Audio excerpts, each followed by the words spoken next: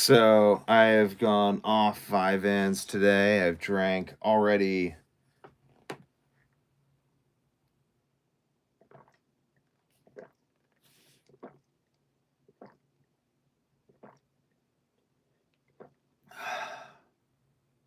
one entire steeper of green tea. Got another one about to be ready upstairs. I'm gonna go do that. I'm gonna be seeing how many salt pills I can take. And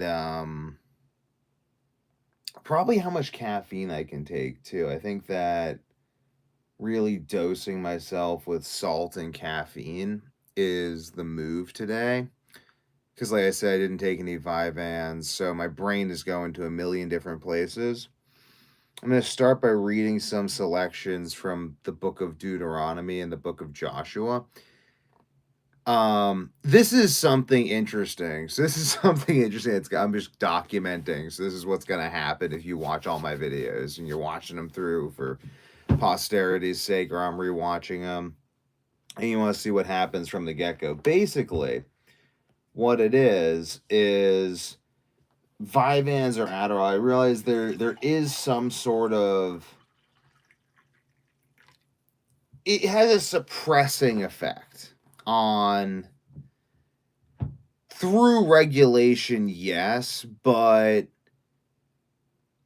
it suppresses my brain's natural ADHD tendency to be highly sensitive to any and all information. I'm making these videos. I'm making this one just say Devin Young live, and then it will bear a title afterward. But basically, because I'm just testing that out as a hypothesis. There's a lot of hypotheses that will be tested through this YouTube channel. It's not just a YouTube channel of hypothesis testing. It's a very varied YouTube channel, and now that I'm kind of on track. I kind of lost track for a little while in my life, which just happens as a result of like becoming an adult, becoming a father, having a really bizarre, rare condition that has only recently been documented, and they're calling it fatal insomnia. But then there's other similar conditions that they don't call fatal insomnia, and you get the feeling that they haven't really investigated this enough yet to, howdy and welcome, that they haven't really investigated this enough yet to really make a determination as to what sort of insomnia it is that I'm even dealing from, but I have to deal with it nonetheless. And I just kind of go through my entire life dealing with this thing. And I mean, really, it's like, it's not really like I go through my life dealing with this thing. It's like bizarre. It's like I grow up, and I think that's why I was taking, like, one of the things that the Vyvanse was allowing me to not focus on. Adderall allows me to not focus on. Because there's what Adderall allows you to focus on, but there's also what Adderall allows you to not focus on. Everything is both itself and its opposite in this strange world we live in. I'm wearing a shirt. I was actually not planning on wearing a shirt for the video because I watched the video The Northman. But we'll get to that. So basically, because I'm probably gonna be doing a lot more push-ups as a result of not taking Vyvanse or Adderall. Because I already have ADHD as is, so I'm regulating it with physical activity, large amounts of caffeine. But the real thing, though, is I grow up and I tell myself I'm a night owl because I stay up all night reading books and everything. Um, Zero. I'm on zero Addies right now. That's the whole thing. Is I'm not taking Adderall. I have very extreme ADHD, which I like. It's definitely an advantage, but I'm not taking it right now, which is why I am having the continuous and unrelenting stream of thoughts that never goes away, which is great. It's why I would take Adderall, to suppress the continuous and unrelenting stream of thoughts that never goes away, because I just had too many thoughts because I have this insomnia condition. Like, I had to stop my brain from like going off the rails, because I definitely have PTSD from this insomnia. So I think in some ways Adderall was helping me suppress PTSD, and then I was also smoking weed for suppressing PTSD, but I've taken Adderall while not smoking weed and vice versa. And it's I have a prescription for Adderall, so it's not like I'm just taking Adderall randomly. I'm not even on Adderall today. But basically, though, when I would stop taking Adderall leading up to this moment, I would experience the withdrawal symptoms, the extreme fatigue, etc. And that's why I'm drinking as much green tea as I possibly can right now in order to alleviate that. But basically, what would also happen is that I would sort of like it was hard for me to focus on what was going on. Like I would like text relatives that I haven't talked to in a long time, like really heartfelt messages, and like spend large amounts of time just sitting down thinking about my life, and like very like with like a very like deep sense of like somber attention, and just like kind of like almost like mourning. Um my family's home, so I'm gonna have to tell them to not disrupt me. But they're wonderful though. But so you get to see some parenting firsthand. If I get to tell my children not to disrupt me. There's a gate up though. But basically separating my office from the rest of the house, so they can't just barge in, because that would drive me crazy. This is where I keep all the stuff that I can't have ruined. Not that my children ruin everything. It's just that you got to have the stuff that they use to not ruin, that they learn how to not ruin stuff with, which is the things they have access to, and there's the things that they don't learn with. So, but like my whole life, I tell myself I'm a night owl until I'm like 14. And then I'm like, okay, I've kind of had enough of being this punkish night owl character who stays up all night having angsty existential thoughts. Like I just want to be a serious athlete, get really good grades in school. I'm gonna like get my shit together. I'm gonna like stop being a night owl. And then I found I was like, oh, I can't. I was like, oh, and then I was pretty immediately like because I always knew I had trouble sleeping. But I thought that I was kind of feeding into it, and I basically did feed into it in order to not like I would like drink tea late into the night. And it wasn't until I was like 15 that I'd already cut out all caffeine and stimulants for like well over a year. And I'm 16, I'm experiencing months, like a month without of continuous zero sleep, and like multiple weeks of zero sleep, and like mostly lots of not sleeping at all, and fatal insomnia symptoms, which is that was kind of just a rumor back then. They hadn't documented any instances of total insomnia when this started. So that was really quite unfortunate, because that left me feeling like I knew I wasn't insane because I documented stuff for myself. And I only need to know that I'm not crazy. I don't need other people to know that I'm not crazy. Like I know I'm not crazy. But I was worried that other people would think I was crazy because they never documented anyone not sleeping for a month, and people basically didn't believe me really. They just were like, "Sure, yeah." And I didn't press it, because I was like, if I get you to believe me, what you're gonna believe is that I think I haven't slept for a month, and then you're gonna think I'm psychotic, and you're gonna lock me up and take away my free will, which I know for a fact is gonna make this worse. And while I didn't think my parents would do that, I thought that um there was the possibility that given long enough, my parents could be persuaded to allow various doctors to try various drugs. And it really was like, it doesn't matter. It's like my parents were already down to do whatever I felt like I needed to do in order to fix my health.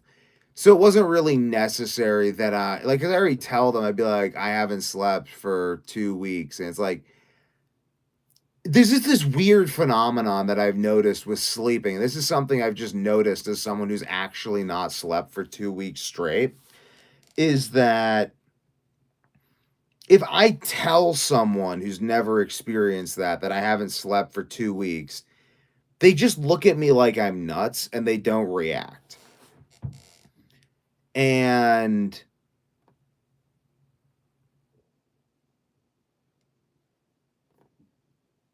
or like they kind of go like, "Okay, sure." Like it's like they just don't like it's like their brain translates didn't sleep to didn't sleep well. Even if they say didn't sleep at all, they'll translate that in their head to didn't sleep well. And for most of my life, I've just been worried that if I really tried to impress upon people the difference between those things, they would try to lock me up or something. And it's really the problem is that when I'm having that problem, because I haven't slept at all, I'm not this wonderful articulate person you see here. The reason I'm here is because I'm storing up beautiful articulateness for times in the future where I may not be so articulate so that I can show people that I am actually a sane individual capable of rational thought. Because when I have not slept for 2 weeks, I am still a sane individual capable of rational thought. It just takes me hours. It's like the same thing that I'm doing right now in moments takes me hours. Like I'll get there. It just takes me hours because I haven't slept in 2 weeks. So it's like first I got to spend 15 minutes not puking, then another 15 minutes making sure that I'm like my head is like on and I'm not gonna fucking I don't even I just kind of just evaluating what the hell's going on here. And it's gonna take me another 15 minutes to go get water because I got to remember I'm getting water while I'm getting water, and that's gonna be its own challenge. Then I got to drink the water. It's gonna be another like 30 minutes. Then I got to like make some tea, drink some tea, do a little bit of meditating, write down some stuff, contemplate what I've written down, then I come up with an answer. Simple, right? It just took me 3 hours. But I do it. And it's like at the end of the day, that's the reality of not having slept for 2 weeks, but people don't really want to. But I mean, I can reflexively interact because habit exists. But then also like there's just so many problems. There's so many problems with the entire thing. So anyway, though, so when I'm experiencing those problems is when I'm least articulate and I'm least able to explain to people what's actually happening. And then when I'm not experiencing the problem is when I don't really need to for the most part. So that's where I am right now, mostly not experiencing the problem, like pretty much like I slept last night, slept the night before. I'm just drinking tons of tea, and then I'm gonna probably hit the steam room again later today. Hit the steam room last night. Eating only beef, salt, and water. I've only eaten beef, salt, and water for the last 24 months and counting. Take my own supplements, and I drink spring water that I'll be getting more of later today. So, um, basically, bum bum bum bum bum. Basically,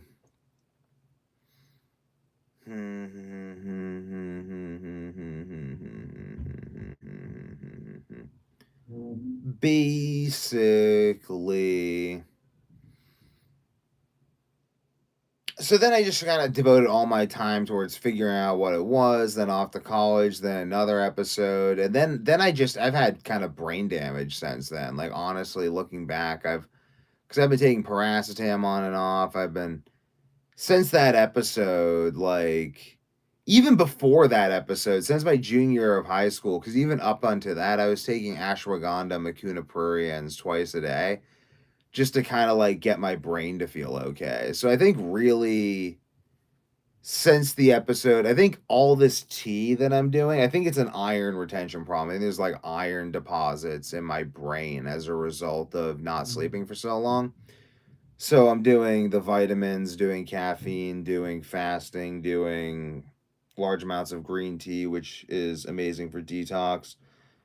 All of these different things because like my brain function itself at a fundamental level has been compromised for 10 years. Like seriously, like and it's like it's just there was a 4.5 day fast I did where I literally was like during the fast I was like I feel like I'm 16 years old again. Like I kind of felt my brain switch on. And I was like, so that's not been happening for the last 10 years. And that's what I've been trying to get to. Okay, like that's interesting. And so I'm just trying to and then I'm like looking back and I'm like, and I wasn't even sleeping before then. So is that even actual brain function? Because I've sort of felt like this sense of mental instability my whole life. And I think it just came from not really ever sleeping. Like I would just doze pretty much all the time. Like I thought that I was sleeping. I really didn't experience like really good, deep, restful sleep until the first time I did carnivore. And then even then that was still sporadic. And and so for me, like growing up, like as a kid, I didn't have a lot of energy. I mean, I had a lot of mental energy, and I've always been very interested in things, and that interest has driven me. But in terms of physical energy, I never felt like an excess of physical energy. I always felt like lacking in physical energy. Except I liked hiking though, because hiking sort of like allowed me to get into like a meditative state while moving my body and thinking, and like I always loved audiobooks and like I always loved like wrestling either with my dad or with like my brother, with my cousins, with my friends. I always liked that because it was the interest element. But I never felt like a ton of physical energy in the body. It was always like fighting to get myself to do anything physical. But I just forced myself to do it. And then looking back, that's just, I wasn't really sleeping that much. So, like, obviously, I just felt physically tired all the time, but I didn't know that that's what it was because I've never not slept badly, except for brief periods of time on carnivore.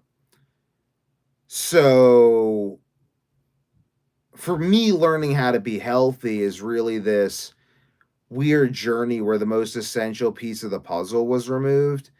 So, I've just kind of felt like fucked my whole life, like physically and mentally. And I'm starting to feel unfucked as a result of just work, like just like okay, done 24,000 hours of research on how to feel unfucked.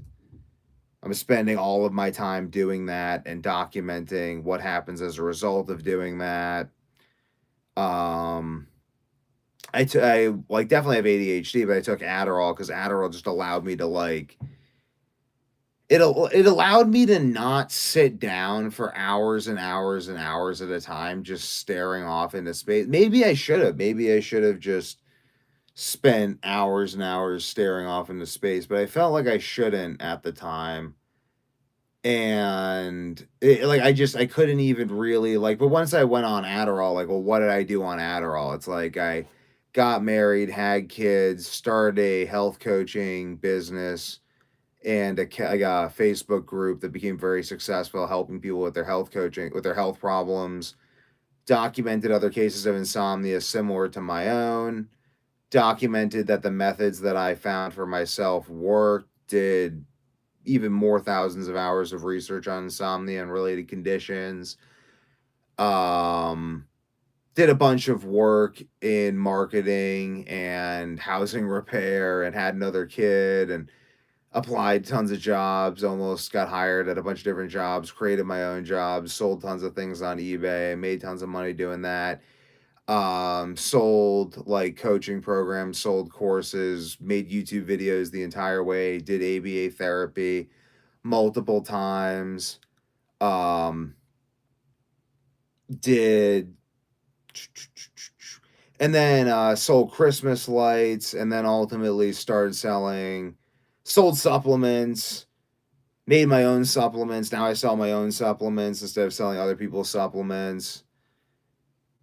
Like, I've done so much. So it's sort of like Adderall has allowed me to actually turn, and none of those things, and I still developed insomnia anyway, though. This is the real thing, though. I still developed insomnia again anyway. Like, none of that solved my problem. None of that actually solved the fundamental issue.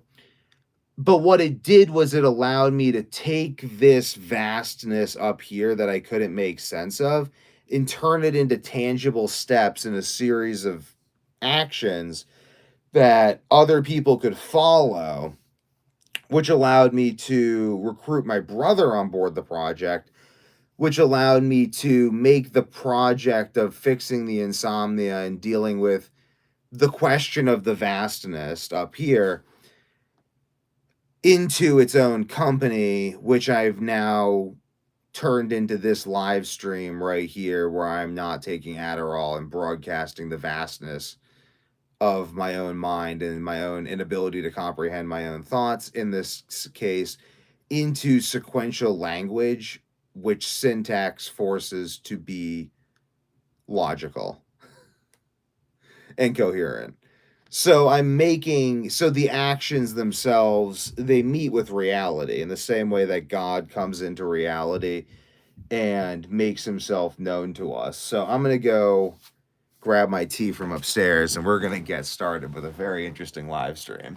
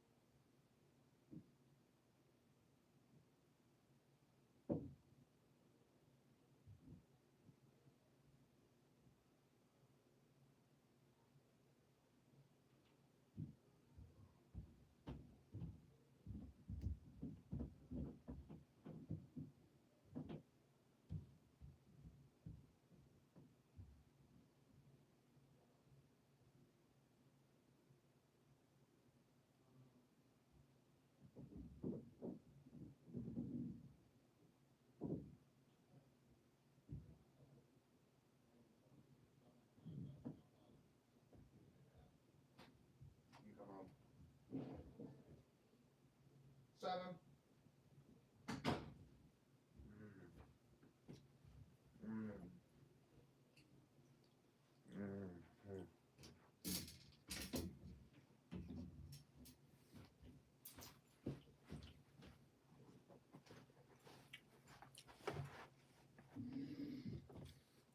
I'm bringing down the meat.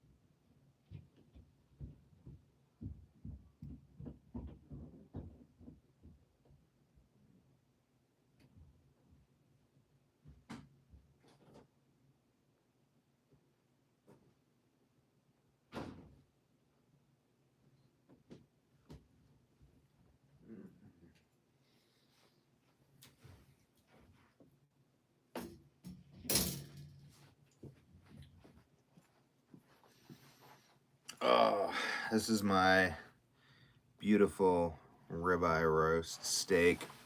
So this is gonna be fun. I'm just gonna tuck into this steak. And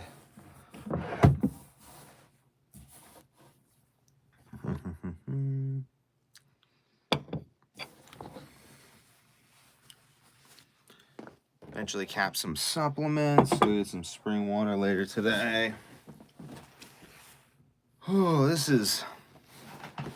But really, I'm just trying to center my own thoughts because I'm just having this phenomenon where I am... So, basically, when I would stop taking Adderall, unless I was also taking paracetam, I would stop sleeping. Like, I would basically stop sleeping. Sometimes I could pull off still sleeping without taking Adderall, taking paracetam, and then taking nothing. But I need something to sort of like help my brain focus because I wasn't able to actually like get anything going on a schedule. Like I'd sort of have to suppress my own, like my thought process has been going subversive to a schedule for so long that in terms of like I just can't even sleep, such that a schedule is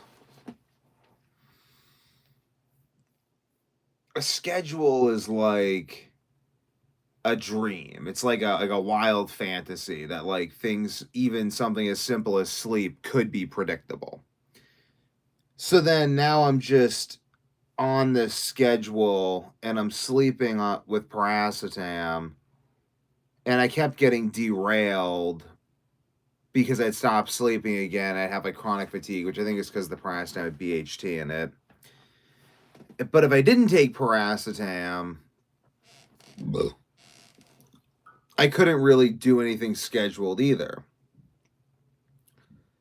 And I've been examining this phenomenon of like why have I for so long needed my brain to be on some sort of substance, paracetam, Adderall, um Macunaprurians, and ashwagandha. I'm not talking about like bad drugs. I'm talking about like smart drugs like nootropics, herbs, ginkgo biloba, green tea, even. Like, why? But I mean, green tea made more sense to me though, because green tea had, like, I kind of lumped tea in the same category for a long time as well. Like black tea, I was like, why am I drawn to these substances like this? And after doing that 4.5 day fast, I'm like, or I've realized that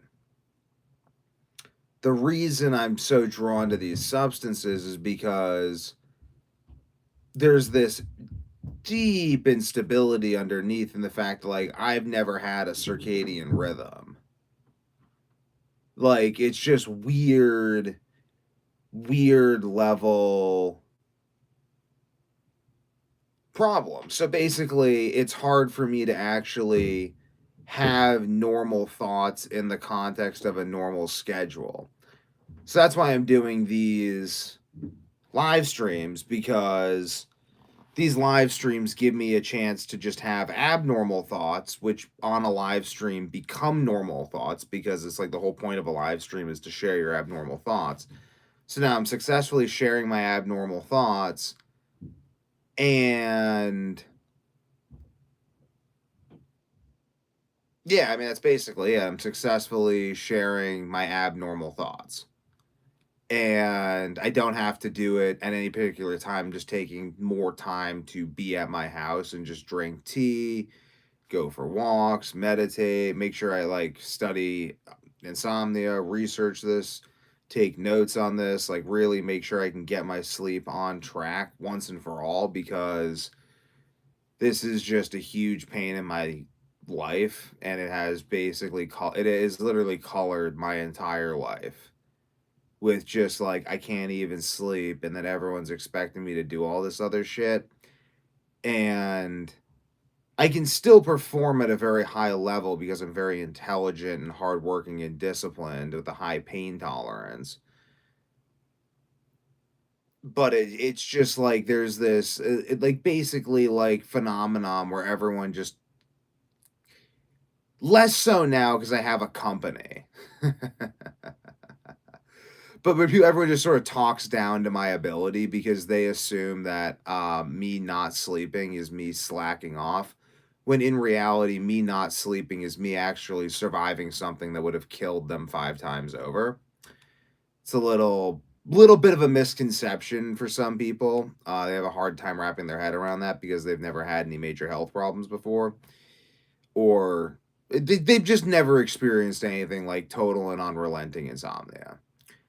And people like they don't know what they don't know, and I can't really expect them to, so I'm just going to like, I don't know, I'm just gonna take over various, I mean, I'm not gonna take over, I mean, take over sounds so hostile. And what I'm gonna do is I'm going to build so much value and build systems of such magnitude and efficiency and effectiveness that people will stand in awe at the scale of thought that must have gone into this. And if really pressed, I'll say, I had a lot of time to plan when I was laying awake, not sleeping most of my life. Because that's just honestly what it is. And I need something to, like, in my YouTube videos, if you were to recreate my YouTube videos, it would take you over 1,000 hours. So now there's something tangible for me to show people when I say I've done 24,000 hours of research. At least that's a conservative estimate. They're like, what do you mean? And I'm like, okay, I mean, okay, I've been doing YouTube for the last 3 years, and if you were just to recreate my YouTube videos, it would take you over 1,000 hours. And my YouTube videos have never taken up more than 10% of my workflow time, and I've only been doing it for the last 3 years, and I've had insomnia my entire life, and I've been studying it like a maniac since I was like 14. So do the math. Oh, and then you see the scale of time. You can begin to see the scale of time that I have invested into this project. And that is why I will continue to live stream this. That is why I will write books. That is why I will do anything and everything within my power to make this project as large as possible to show people the I guess the magnitude of my wound and the degree and the profound nature to which I have subjected myself to appropriate healing. Because they'd be like, well, why do you do what you do? And it's like, because I need to heal. Well, heal from what? Heal from this. How does it work? Look at me. Oh. You only eat beef, salt, and water for 24 months. Yeah. You ever eat anything else? Ever a bite? Ever lick a piece of fucking pepper? No. Can't even drink jasmine tea. Jasmine tea gives me fucking insomnia. It's got to be gunpowder green tea, loose leaf, steeped in this fashion. And I learned that by trial and error. A lot of error really makes the successes stand out so that they're very noticeable and they become teaching points for the beginnings of systems of understanding. 'Tis simply the nature of the beast, gentlemen. Do not be afraid. It is just the nature of the beast. And that's why I do these things, so I can just say shit like that, because I'm going to probably swear in the next few live streams, just because I got to get it out of my fucking system, man, you know? They say that monkeys make... the reason that Tourette's makes people swear is because the part of your brain that engages in swearing is different than the part of your brain that engages in language.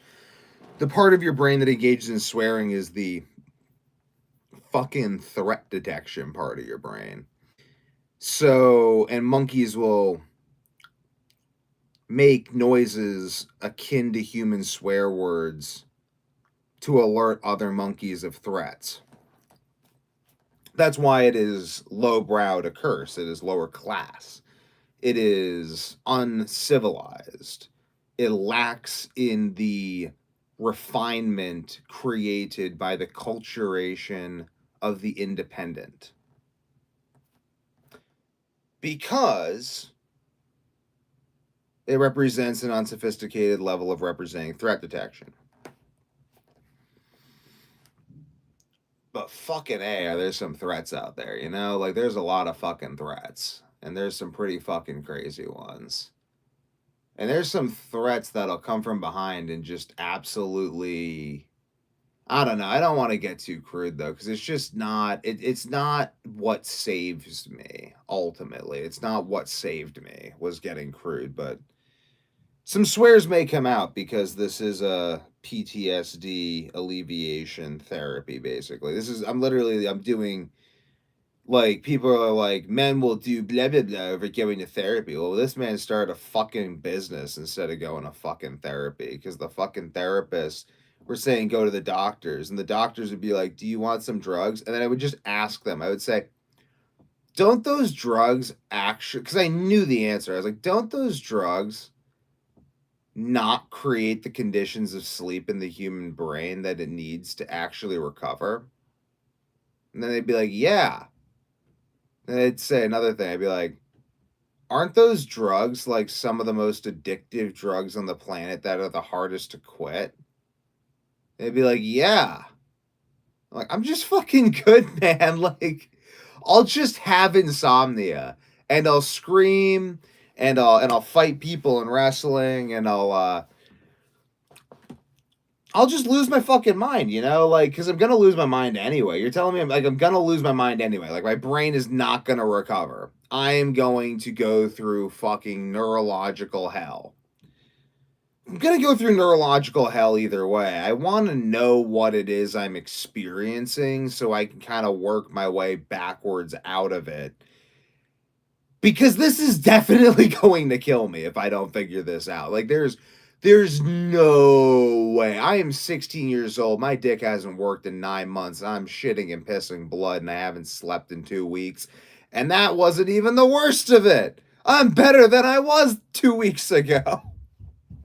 And it's like, if I don't figure this shit out, I am 1,000,000% gonna be dead by the time I'm like 40. Like, there's no way.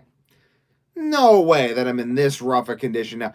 And I'm an athlete who just eats spinach salads, chicken, sweet potatoes, and stuff. Like, that's like what I was eating at the time, too. It's like, yeah, I'm toast, man. Like, if this is what's happening doing that at this age, I am toast. So,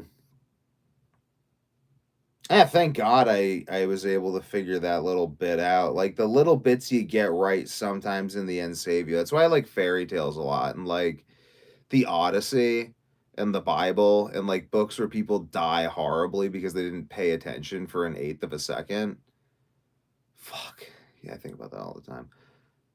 I love books like that because at the end of the day, that's the world we live in. Like, we don't live in a world where you just get to like tune out ever. Not this world, not this reality. You don't get to not pay attention. Like, you don't get the luxury of not paying attention to what's going on around you. You don't get the luxury. I mean, sometimes you do. Like, I made some dumb moves that I've somehow survived from, like energy drinks. Dumb fucking move. Adderall, I think, was actually not the worst move on the planet because I was getting to a point where like I couldn't even think. And I think that that was the combination of like ADHD with PTSD with like gut dysfunction and stuff. And the Adderall was actually able to snap me out of it. They did a lot of productive stuff on the Adderall that I'm pretty proud of. But ultimately, that led me to the point where I just kind of was like, I can't make progress on this topic unless I just rant about it online a lot because my threat detection neurology is going crazy. Like, my threat detection neurology is going crazy. I feel like I'm fighting an invisible war that no one else can see all the time. I literally feel like I am 24/7 and have been since the age of like 13 fighting a constant invisible war that no one else can see. That feeling has definitely gotten worse since I've been 13. But like, that is my reality. And it's true too. Like, there is this actual invisible pandemic of insomnia going on that people are just starting to realize exists. And people are coming to an awareness that insomnia is this really, really massive problem. And it's like, well, why isn't this the insomnia awareness live stream? It's like, this isn't the insomnia awareness live stream because I don't want to talk about insomnia, man. That shit's fucking depressing. Like you want to talk about not sleeping forever? That is not a fun thing to do. It is not an enjoyable experience talking about not sleeping forever. It's just not desirable. So, but that's what I'm doing basically anyway, because again, men would rather start a business than go to therapy. I'd rather write a book than um just talk about being upset. Because ultimately, men don't want to feel like validated in our upsetness. We want to feel strong. So for me, nothing was going to fix the feeling of weakness that insomnia gave me. except for conquering insomnia, documenting it, and turning it into a hero's journey. Like, that was the only thing that was ultimately going to save me. And I don't even know what the hero's journey was. Like, I can't even tell you.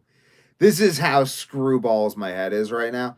I can't even tell you what the arc of the hero's journey was, or what, like, the, because it could change. I could be like, oh, the hero's journey actually started when I was 4 years old. The hero's journey actually started when I was like 8. It actually started at 16. It actually turned around at 16. It actually, like, I have no effing idea.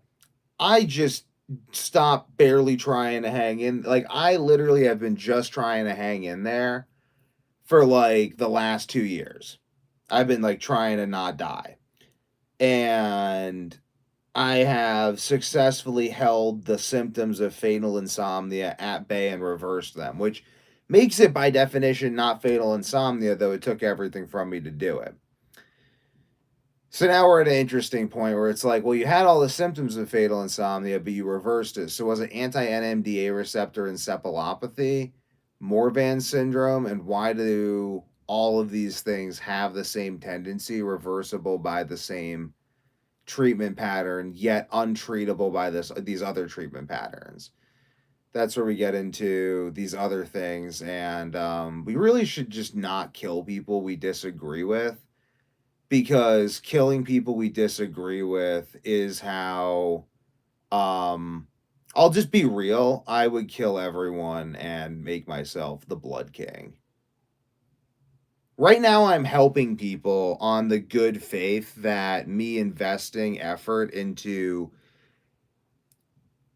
helping people is worth it. Like, the brain that beat fatal insomnia while dying from it, it's a good brain. It's a clever fighting brain. Right now it wants to help people because this brain sees that people could benefit. But if I started feeling like society was just going to kill people they disagreed with, like they killed Charlie Kirk, then I would become the Blood King. I would scourge society of what I deemed to be the problem, the same way that I scourged myself of the insomnia I deemed to be the problem. I'm not going to mention that many times because I don't really care how many people know what I'm talking about. And this is, my message is only for people with long attention spans at the end of the day. Like, if you don't have an attention span for just watching endless amounts of my content, long form, uninterrupted video, I don't really care if you know what I'm up to. I'm purely doing this for the entertainment of seeing those few people who can and will and do and have get through. Like, ultimately, I think the problem is people with short attention spans. So I make my content for people with long attention spans because I think the shorties are the problem. Like, the short attention span people are the issue. The people who don't want to see the whole picture, the people who don't want to sit down and think about something for a long time, the people who won't read the entire book, the people who just look at the clickbait and then run to the streets, like, they're the problem at the end of the day. Like, those people, the people who could be swayed by whoever's in front of them because they can't be bothered to form their own opinions, those are the problem. So I make my content for people with long attention spans so that people with long attention spans will find and watch my content, and I will, so I cater to them. That's why I make so much content, because if you have a long attention span like myself with C.S. Lewis, I haven't finished the space trilogy, and there's a few of his fictional novels I haven't read, other novels I haven't read, but of his nonfiction work, writings on Christianity, I have read everything C.S. Lewis has ever said or written. And I'm disappointed he didn't say or write more. Elliot Hulse, I've watched all of his videos. Alan Watts, Terrence McKenna, I have watched and listened to every single thing that they've ever said or written. And I'm disappointed they didn't say or write more. It's probably why I'm making these videos right now, because they didn't make more stuff for me to listen to, because otherwise I'd still be listening to it. So now I got to listen to my own voice. That's really what it is. And like those are the people I'm appealing to. I'm appealing to people who, because I can just make short form content. I'm not a short form person. It's like know thyself at the end of the day. So I am doing these actions with the expected outcome of data. And the data so far has been good. The data so far has been not only is my content well received and growing more popular, but people like the content where I just rant. And it's easier for me to do that if I don't take Adderall. So here I am once again, tore me to pieces. I like that. Can't deny it, won't pretend. You're the only one in my head. I see you all over me. There's like 4 chords. Over my head, you fulfill my fantasy in my head. Despite all my rage, I am still just a rat in a cage. But anyway, so here I am to rant to the world the thoughts that come into my brain as it is released from the suppression brought on by the necessity for the taking of Adderall due to the unforeseen, unforeseeable, and incredibly intricately difficult experiences that I have been subjected to for most of my life. And now as I implement the methods that I developed on Adderall for the healing of like I made this image on Adderall because I was able to chill the fuck out and stop thinking about how I'm gonna fucking die and everyone's gonna die and how we're rushing towards societal metabolic disaster for long enough to make the image. Now I get to just literally have a controlled mental breakdown on YouTube live stream over the next 6 to 12 months while promoting products via Kickstarter, Instagram, TikTok, other YouTube channels, eBay, Amazon, etc., etc. You know the drill. So I'm just going to document that, and I'm going to collapse my pattern recognizing brain into the substrate that I've created for it as an act of supreme mercy and as the vehicle for the integration of those components within this beautiful God engine system that I described in my videos 2 years ago, From Gratitude to the God Engine, which I made while I was experiencing some really fucking bad insomnia. Oh boy, I called this all. It's so beautiful. So as that collapses into itself, the prophecy is fulfilled. And as the prophecy is fulfilled, I document the fulfillment of the prophecy, which becomes but another note in this grand symphony of the movement of ideas that began with the printing press and ends who knows where, that we follow as the human race traces the source of truth to its roots at the bottom of the Yggdrasil. For where else could the roots of truth, of the tree of knowledge and of life and the world tree, all be reconciled? But in the hero's vision of the Yggdrasil, uniting all the worlds under the canopy of heaven. So that pattern that I place myself within, that is merely what I am doing. I am a humble spell weaver casting a long spell, casting short spells, powerful spells, enchantments, spreading mystic artifacts across the world. And like this enchanter, I put myself within a greater spell, a spell of a magician far greater than myself. I evoke powers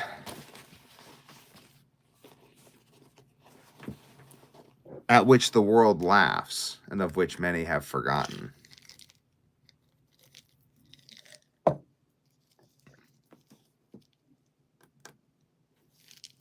I will read to you. I'm going to stop hyping myself up for just a second. And I'm going to read to you from... Gotta drop the salt pill. I'm going to read to you from Deuteronomy and Joshua, and I'm going to explain how this all fits within the grand narrative. Because in fighting this demon of insomnia, I didn't just see... I've lost my mind. Like, I really want to emphasize that. But I found myself, too. I found my mind as well. But I really want to emphasize, like... I don't want to discount what I'm saying by saying that I've lost my mind. What I want to say is that I've realized that no one's truly sane. Because I've experienced at speed a process that we are all subjected to at leisure. But the rapidity of the process does not change its nature. This process is the process of aging, of degeneration, of sickness, of losing mental fortitude and stature within yourself as your mind and body erode. And the reason that I experienced it to that acute degree is because the tendency itself exists within our entire culture. It is the very same apathy towards figuring out the health issues of aging and cancer and heart disease.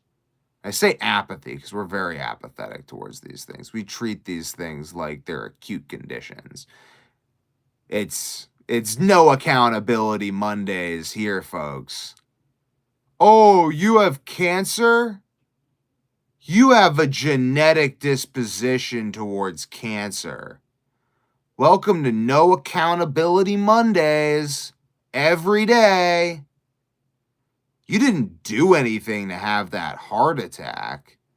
You didn't do anything to be morbidly obese. Gaining 50 to 70 pounds during pregnancy is normal, because if it wasn't, I'd have to tell you how not to.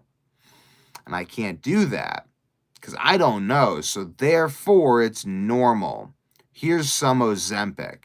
We are frankly so abysmally lazy towards looking into root cause of illness that it is no bloody wonder that people are dying from insomnia, and probably have been for decades, and we're just figuring it out. I don't really know. You know, one thing I've realized is I don't really understand the problem.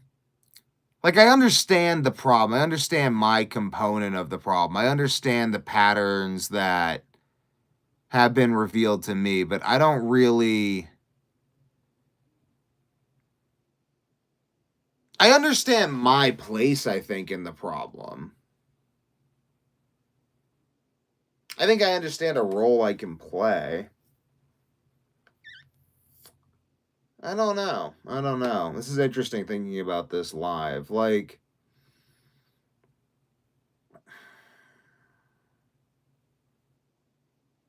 right now I feel like I'm in the role of trying to make the Overton window move faster.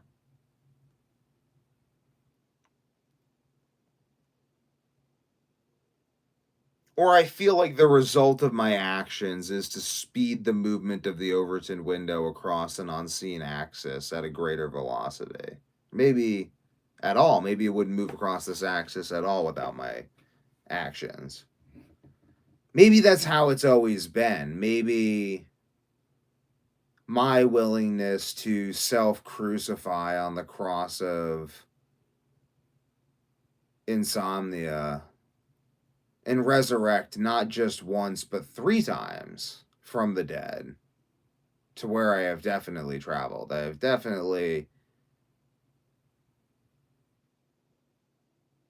I feel like I've traveled to the land of the dead. Like, if someone told me, like, if I died and then I was speaking to, like, the authorities of the meta spiritual realm, and they said, yeah, you actually did die 3 times, and then you came back from the dead, like, that experience was actually death, and you actually came back from the land of the dead, I would be like, yeah, no, that makes perfect sense. I completely understand. Yeah, like that is exactly what it felt like. And yep, definitely. Like what else could it be? Because I mean, like, what is I don't know. I mean, like I felt like I would have died if I stayed there any longer, you know? So I did everything I can to get out. So it's sort of I'm out of cat bodies. Gosh darn it.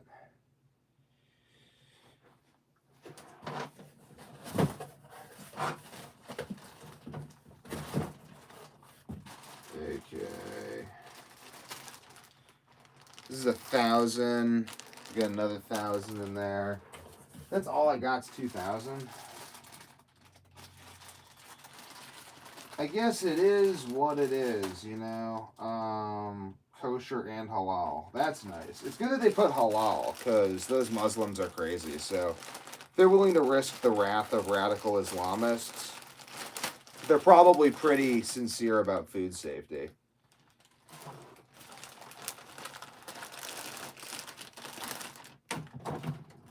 Boop, boop, boop, boop, doo, doo, doo. So, but that's basically what I'm doing, though. I'm just kind of documenting a controlled mental breakdown because basically everything's fine. Like, everything in my life is fine. So I can just have a mental breakdown. It's controlled mental breakdown. Like, it's very controlled. I'm not, like, bursting into tears. I'm like, I don't know how to survive. I'm upset about something or other. I don't know. Maybe I'll do that at some point. I don't really know. But basically, though, I am just allowing my mind to wander whether it won't on camera, because if I do it off camera, then I might not be able to find it again. Ha ha ha ha. And let that happen, and then people who are interested turn up, and then I do other live streams. I get data from this. I use the data to promote the business. I'm promoting the book, I guess. Not I guess, I am promoting the book. And then by promoting the book, that promotes the ideas. And that's why I said, like, I feel like I'm trying to shift the Overton window itself. It's not just that I'm trying to shift people's actions on the micro. Like, I feel like I'm actually trying to shift the Overton window. And that by shifting the Overton window, I will, I don't know, do a lot of good and, like, make a lot of money. My pain will be worth it. I'll be a hero like Hercules. It'll be like, I can go the distance. And it's like, I will find my way. I can go the distance. I'll be there someday. If I can be strong like that. I know every mile will be worth my while. I would go most anywhere to feel like I belong. I feel like I belong with my family, but like, I ultimately feel like a great hero who has conquered the fucking devil. Like, it's like I feel like I wrestled the devil. I feel like I fought the devil and won. It's a good feeling. Like, it's like I fucking, like, if someone told me I had to fight the devil in one-on-one combat, I'd be like, again? Dude, you want another one? You want me to give you another one, man? Like, thought we already played this. You felt how that worked out for you.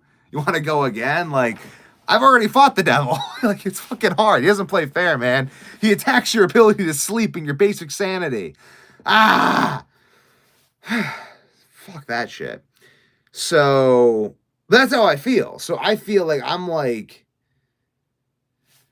I feel like I got like PTSD from the shit. Like, it's very much PTSD season in Albuquerque, New Mexico. I don't know what the fuck that means, but it's what it feels like. It feels like PTSD season in Albuquerque, New Mexico. So I do this. I sleep consistently for a month. My brain works. I'm not taking paracetam. I'm unfiltered. This is just raw dog in life.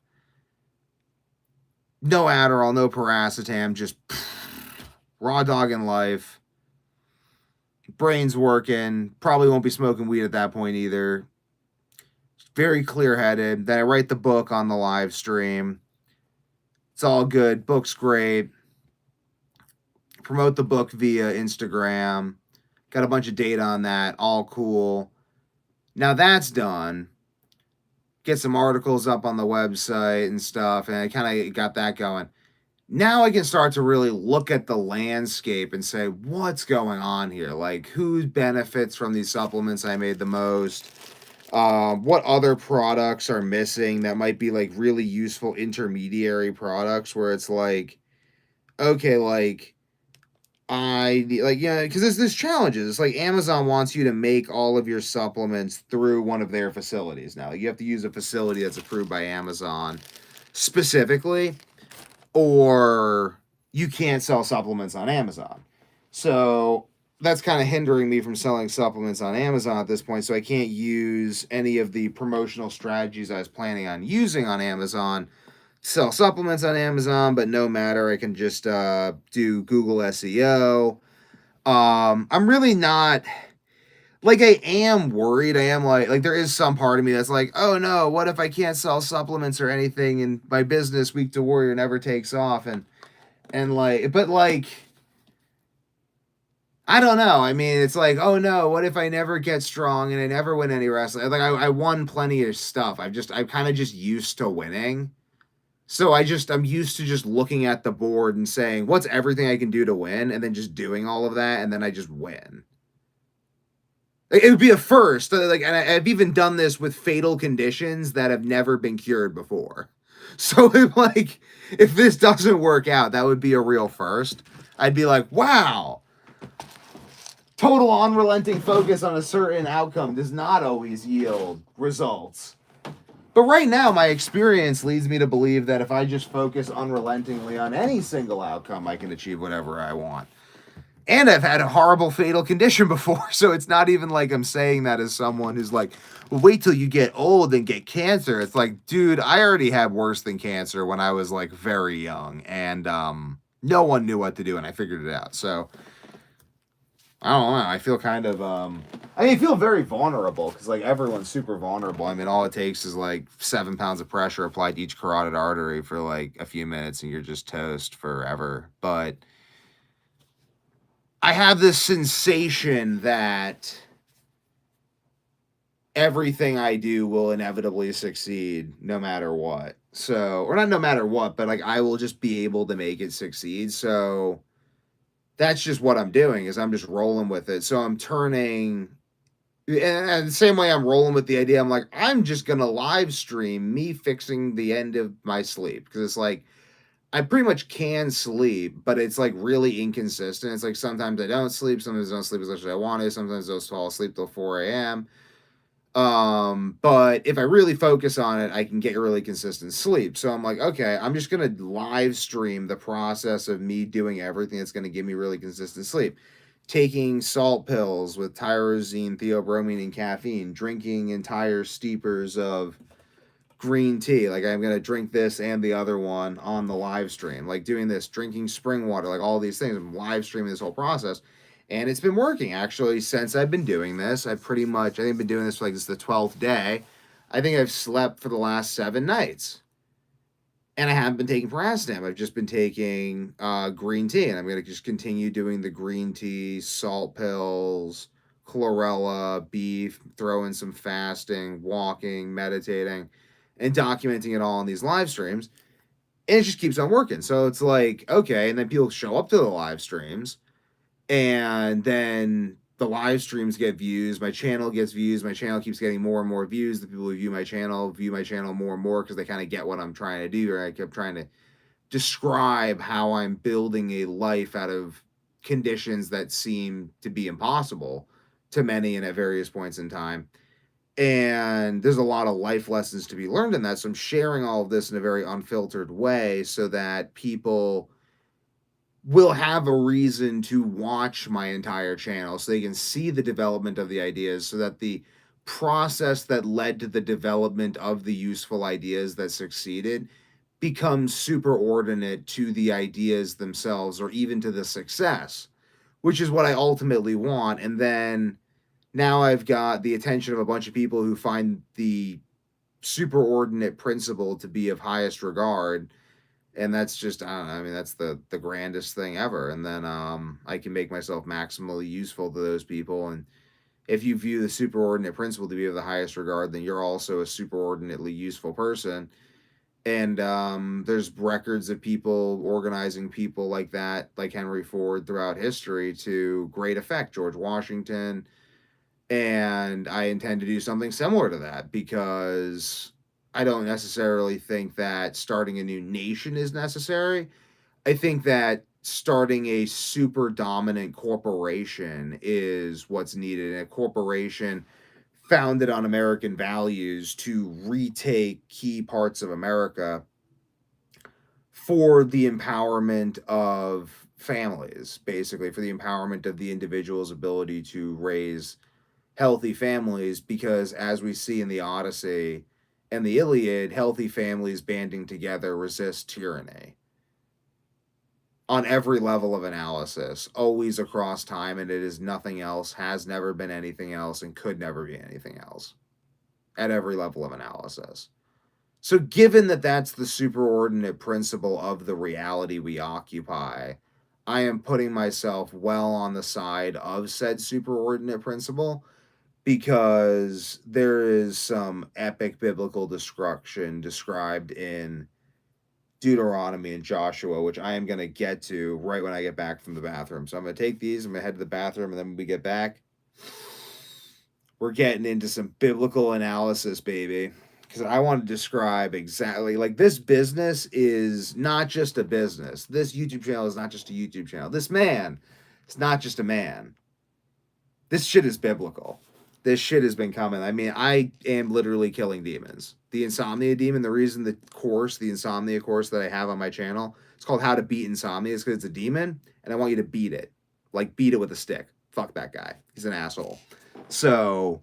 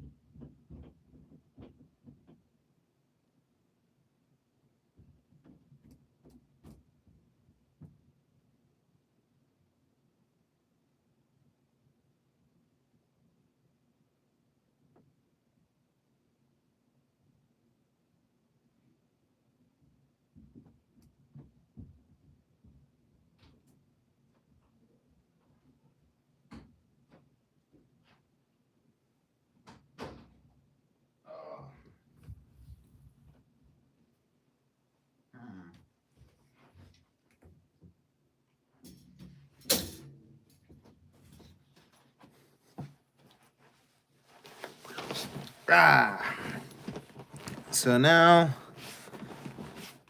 I'm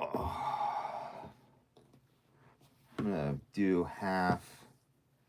Well, I guess give the tea maximum time to steep, but I'm gonna add some hotter tea to this because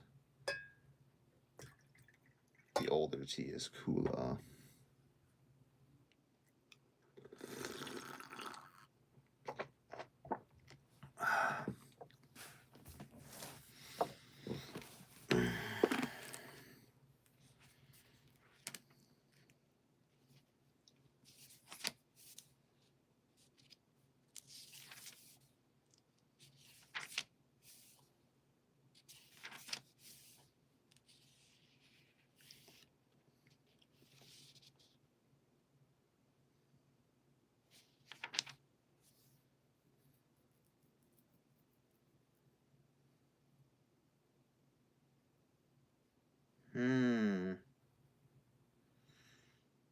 Deuteronomy is interesting.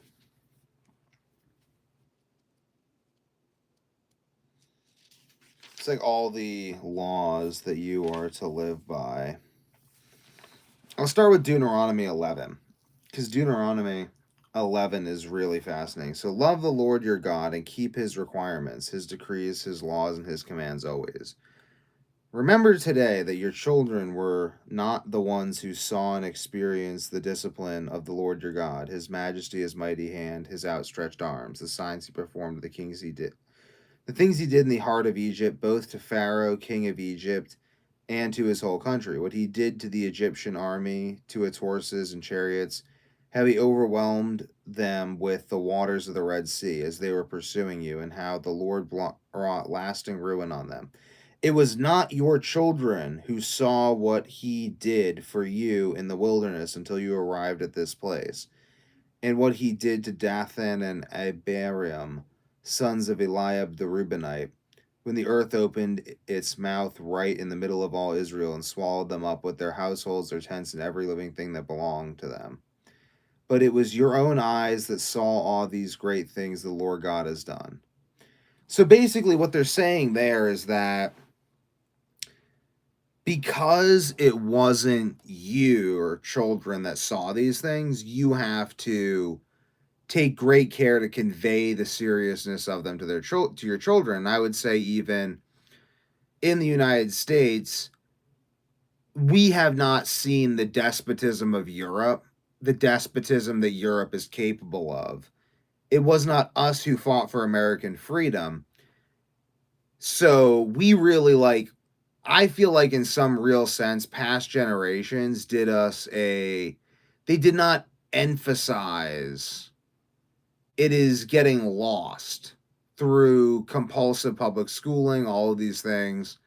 Not compulsive, I guess you can homeschool, you can private school, but through schooling. You know what a weird thing that I realized is you can't just run a shop out of your house. Like you can't just run a business out of your house. Like they'll stop you from doing that. And it's like we're very controlled. It's very interesting how controlled we are.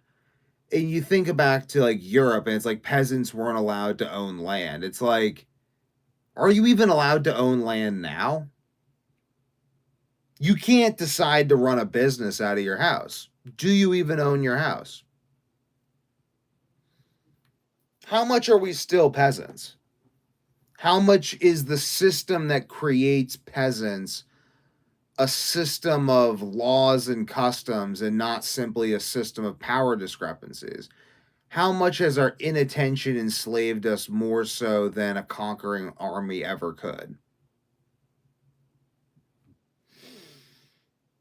That's why the Lord God in Deuteronomy reminds people, and Deuteronomy was the most popular book of the Bible at the time of the American Revolution. Deuteronomy reminds people to teach their children, show their children. Remember, your children did not see these miracles. You did, not your children.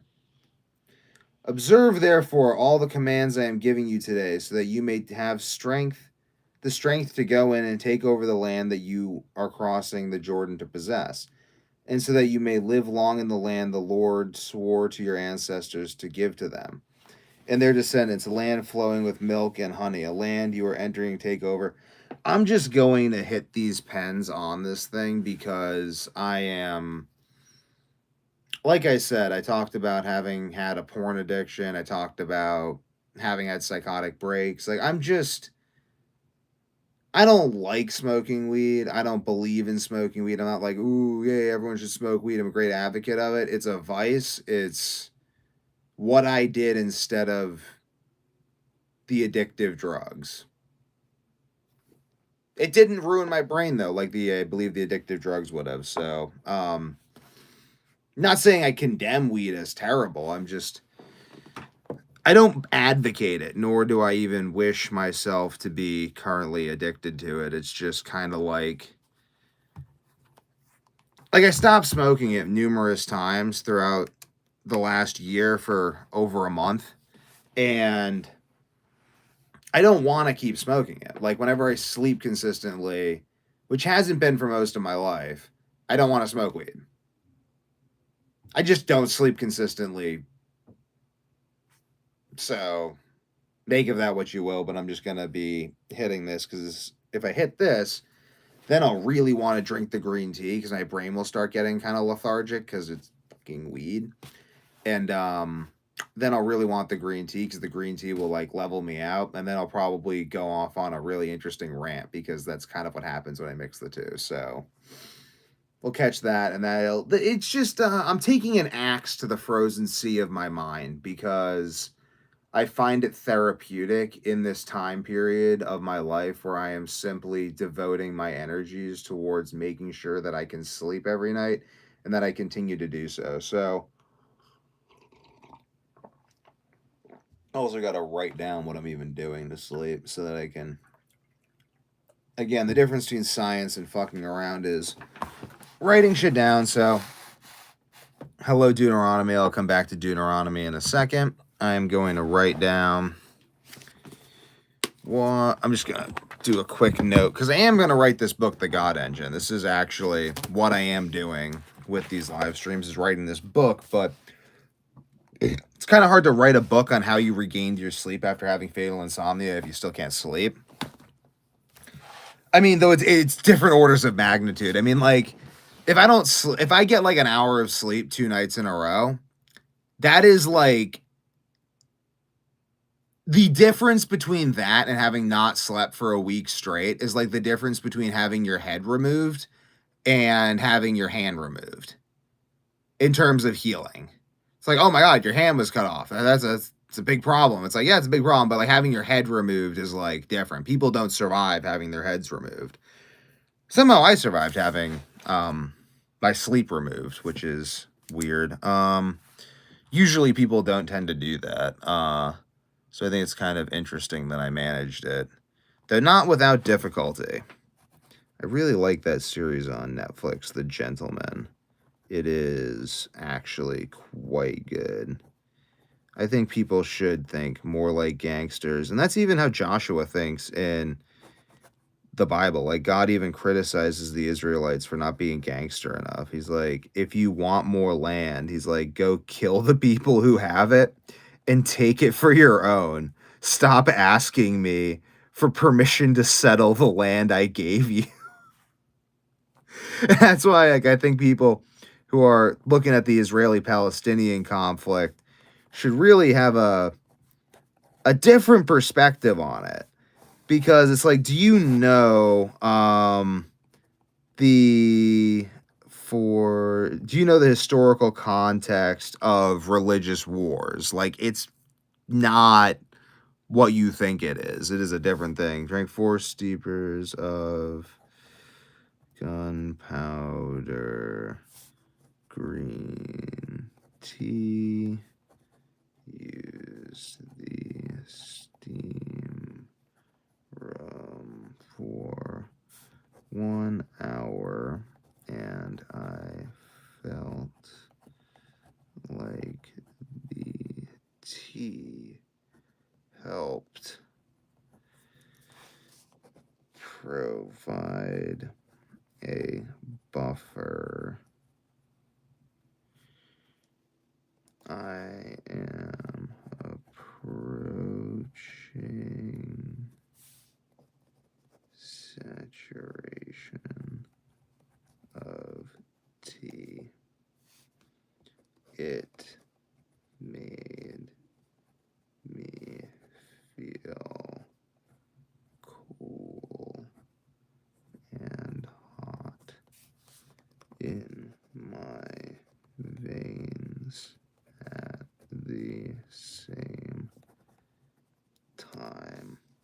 Robert Eggers is a really good director. Like that guy with The Northman and The Witch, like very good director. And did that, I think 8.5 gram chlorella tablets, milligrams, 5 ants, salt pills, caffeine, and B complex before the steam room. I felt itchy before showering. After sweating, needed 3 salt pills to sleep at night. Slept, I don't know, probably 6.5 hours. Decent. 6.5 hours decent sleep. Which isn't bad, all things considered, because I also feel good and am recovering. So,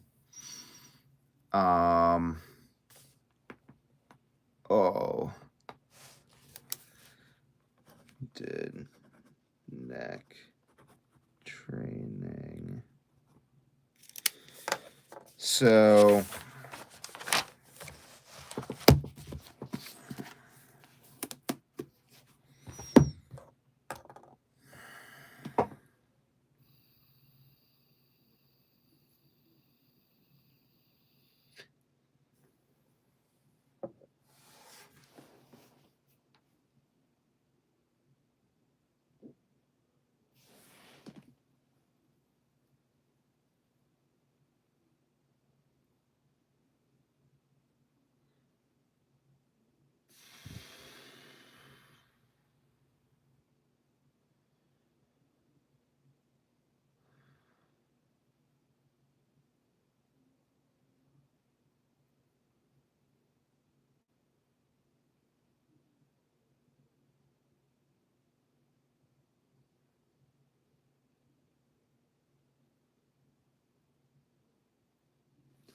remember Cadam.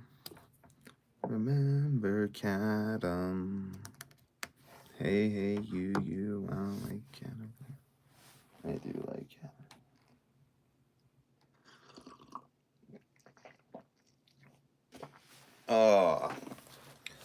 So let's get back to the book of Deuteronomy. Observe therefore all the commands I am giving you today, so that you may have the strength to go in and take over the land that you are crossing the Jordan to possess, and so you may live long in the land the Lord swore to your ancestors to give to them and their descendants, a land flowing with milk and honey. The land you are entering to take over is not like the land of Egypt from which you have come, where you planted your seed and irrigated by foot as in a vegetable garden. But the land you are crossing the Jordan to take possession of is a land of mountains and valleys, that drinks rain from heaven. It is a land, because in Egypt they depended on the Nile for water. So basically whoever controlled the Nile controlled water.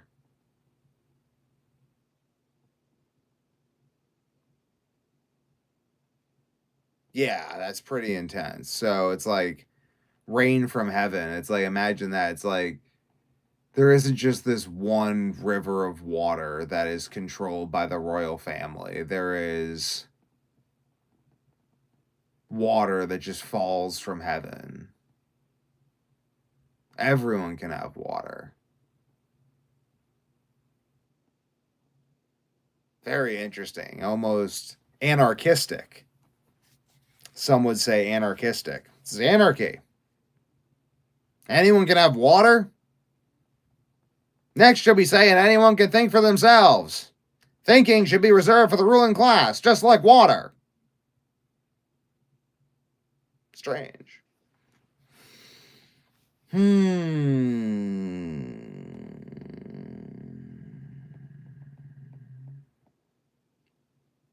But the land you are crossing, the Jordan, the land you are entering to take over, is not like the land of Egypt from which you have come, where you planted your seed and irrigated it, watered it by foot, as in a vegetable garden. But the land you are crossing, the Jordan, to take possession of, is a land of mountains and valleys that drinks rain from heaven. It is a land the Lord your God cares for. The eyes of the Lord your God are continually on it from the beginning of the year to its end. So if you faithfully obey the commands I am giving to you today, to love the Lord your God and to serve him with all your heart and with all your soul, then I will send rain on your land in its season, both autumn and spring rains, so that you may gather it in your grain, new wine and olive oil. I will provide grass in the fields for your cattle. Olive trees take 100 years to grow, by the way. And you will eat and be satisfied. Be careful, or you will be enticed to turn away and worship other gods and bow down to them. Then the Lord's anger will burn against you, and he will shut up the heavens so that it will not rain, the ground will yield no produce, and you will soon perish from the good land the Lord is giving you. Fix these words of mine in your hearts and minds, tie them as symbols in your hands, and bind them on your foreheads. Teach them to your children, talking about them when you sit at home and when you walk along the road, when you lie down and when you get up. Write them on door frames of your houses and on your gates, so that your days and the days of your children will be many in the land the Lord swore to give your ancestors, as many as the days that the heavens are above the earth. So what's going on here is Baal was a rain god. These cults that you would be brought away to would be cults of rain gods, because rain gods are, because if you're dependent on the rain, it's like sometimes it rains, sometimes it doesn't. The Nile's always there. The Nile's predictable. The rain is probably predictable on a 7-year average, but not predictable year to year, season to season, week to week. So it creates this, it's a situation of certain uncertainty. The only thing certain is uncertainty. So you have to learn how to operate within a system of certain uncertainty. Whereas the Nile was civilization that ran on certainty. This is a different sort of civilization. I'm reading the Old Testament, and I started on the Old Testament kick because I was reading. I'm going to write this down in my journal because this is important, because I always forget this stuff. Like, you think that just because you know something, it means you know it. Well, if you think that, then you just don't know anything. But ultimately, thinking that you know something doesn't really mean that you know it. Like, knowing something is a very, you gotta grok it, man. Like, you gotta grok that shit deep, because if you don't grok that shit deep, then you're gonna have to keep on re-knowing it, because ultimately it's the nature of it. It's the nature of the thing. It's like, I have to be into my content more than you're into my content, because there's no way that anyone can ever be more interested in what I'm doing than I am. At least unless I create a really weird situation, but I'm just not interested in doing that. So some guy just comes on and immediately comes off, and that's just the way it is. I don't care. Like, I'm just documenting a strange and fragmented thought process, as though it may appear to you, but a thought process that produces fruit at such scales that you would not believe. And it is a truly beautiful thing. So I'm reading the Old Testament because, so I'm just going to put this. I'm the Old Testament because Nietzsche states in Beyond Good and Evil, underline that because it's a book title, that there are characters and speeches in that same Jewish Old Testament against which Greek and Roman tradition simply has nothing to compare. To which I say Prussia was too focused on the militaristic Iliad to appreciate that for which it serves dust jacket. How's that, Nietzsche? But he has a good point, though. He has a really good point. Like when he's ultimately talking about Plato and he's talking about Aristophanes, and he's talking about how Plato investigate beyond good and evil as a summary, albeit a bias one, of the Western canon. So I think that this Western canon contains also the Arabian Nights. I mean, really unpacking this and unpacking my own experience with insomnia and simply elaborating on the research that's already been done, I believe could take me till 200. And I'd live that long, which would be nice too. So that's really the objective. I wonder, like, if I should put that as my YouTube channel description. It'd probably get me more subscribers, but like at the end of the day, I feel like subscribers come not from doing thing properly, but from being proper thing. That's kind of my thoughts on it. So I gotta sleep, you know? Like, I've got this issue where it's like, I have to sleep so that shit makes sense and I can think. And then there's this business and the world's going crazy and COVID happened and they restricted how much meat I could buy and I can only eat fucking meat or I start dying from schizo insomnia that like the total insomnia. Like hallucinations set in on day 7 without sleeping. It's a fucking miserable experience. It's not even like fun hallucinations either. It's like weird dysregulated hallucinations. Not enjoyable.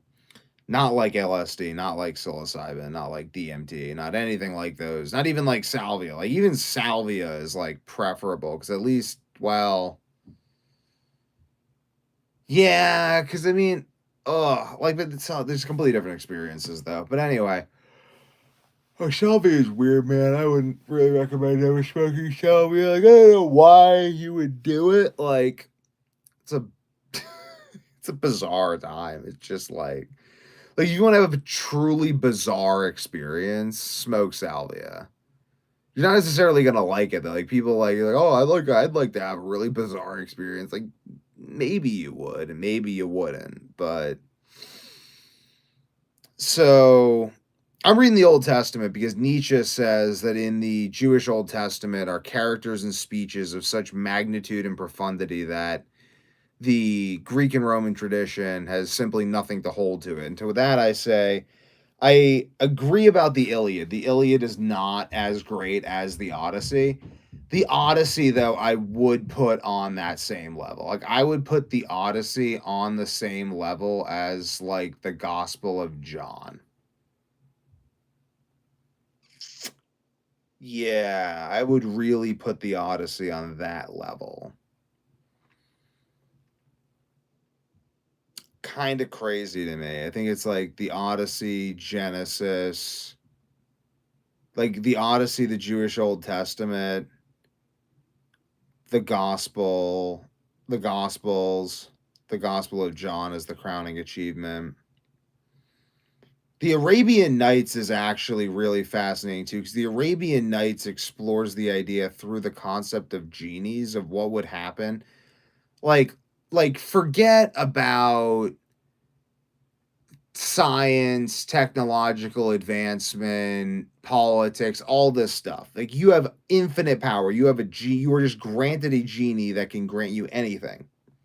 What happens? And the Arabian Nights is a pretty thorough investigation of human nature through the lens of what if you just gave people an infinite power thing. And people ultimately assume that the genies are malicious and that they would harm you out of malice, but genies are generally indifferent, as described in the Arabian Nights. You want a palace, whatever. You want bread, whatever. You want to be king of the world, whatever. It's what really does people in is the fact that they don't even know what they're asking for. They haven't evaluated what it is that they think that they want. They think that they want a giant palace, but the giant palace attracts the attention of bandits, and then they get killed. They think they want to be king of the land, but the king of the land is in terrible debt to bandits and then gets killed. People associate with bandits a lot more than you would think in general. Or like, so that's usually like people with genies, they usually only make it like a few wishes because they just don't really know what they're asking for. Like, they don't know how it's going to work out. They don't think ahead, and therefore it doesn't work out for them. But it's nothing to do with the genie itself. It has to do with the fact that people don't really know what they're asking for. And that's the real genius of the Arabian Nights, is that at the height of the Islamic Golden Age, they produced this work that really just shows you like people don't know what they think that they want, and that most of power is simply knowing what it is you actually want and how the attainment of that would actually work out for you. And I think that that is incredibly profound, though I don't necessarily. The Arabian Nights is really good. Like, that's really good. But the Jewish Old Testament is also absolutely incredible. Like Nietzsche and Beyond Good and Evil. I mean, like, just going through this, it's like this is. And I would argue the Odyssey is the same, which is funny because the Odyssey actually took place at the same time that this was happening. The Odyssey is contemporary to the events of Deuteronomy. They don't teach you that in grade school. Don't know why. I would teach my kids that in grade school. I teach my kids that now. My kids' favorite movie is Moses and Ramesses. They like The Prince of Egypt. I teach them about genocide early. I'm like, why do you have to go to work, Daddy? I'm like, you know that scene at the beginning of Moses and Ramesses where they're killing all the babies? And she's like, yeah. And I'm like, that's why I got to go to work. Make sure that doesn't happen, baby. Like that is basically why I go to work, because like an extrapolation of my illness would just be total inability to protect myself from the predatory components of civilization and of reality. So it is actually to do that I work. So and also because you need like resources to foresee things, and because like the dude who rented my house before me was from Istanbul, and his family like literally like I was like, yeah, it used to be capital of the world, and he's like, I know it is, like, right, like his family moved there when it was the capital of the world, and then they realized it was no longer the capital of the world recently, so now he's moved to the United States, and he had this whole plan to do that he executed brilliantly, and like he had to like get to the United States and then like go back to school for nuclear engineering and then go back to school again and then like get a job near a place that would allow him to get enough money to get a house near to Boston so that he could work at a job close enough to Boston to allow him to live near where I am, to live where I am living now, to then get a job even better so that he could get enough money to buy a house, which he just did at the time I moved in. He was so proud of himself for doing it. And I mean, good for him. I mean, it's a very focused dude. He's a dude who understands he understands Deuteronomy. Like that guy understands fucking Deuteronomy. He's I think he was like a Muslim. I think he was a Muslim, but he we talked about Deuteronomy. Like the guy fucking understands like this shit. He's like, and these are the people you're up against. And it's like when you're like, why are they killing the Palestinians? It's like, I'm not saying that the Jews aren't trying to take over the world. I'm just saying you have no literary or historical context for anything that's happening right now. So you are just another slave waiting to be exploited. And it is absolutely comical that you would even begin to have the inkling that anything else would happen, given your sheer lack of education about the founding documents of the civilization you live in. Not you, though, my fine friend who is still watching this at 108 minutes, showing that your attention span is not just functional but impressive, or a 1 hour, 8 minutes. You're doing very well. You will survive the winter. So, um,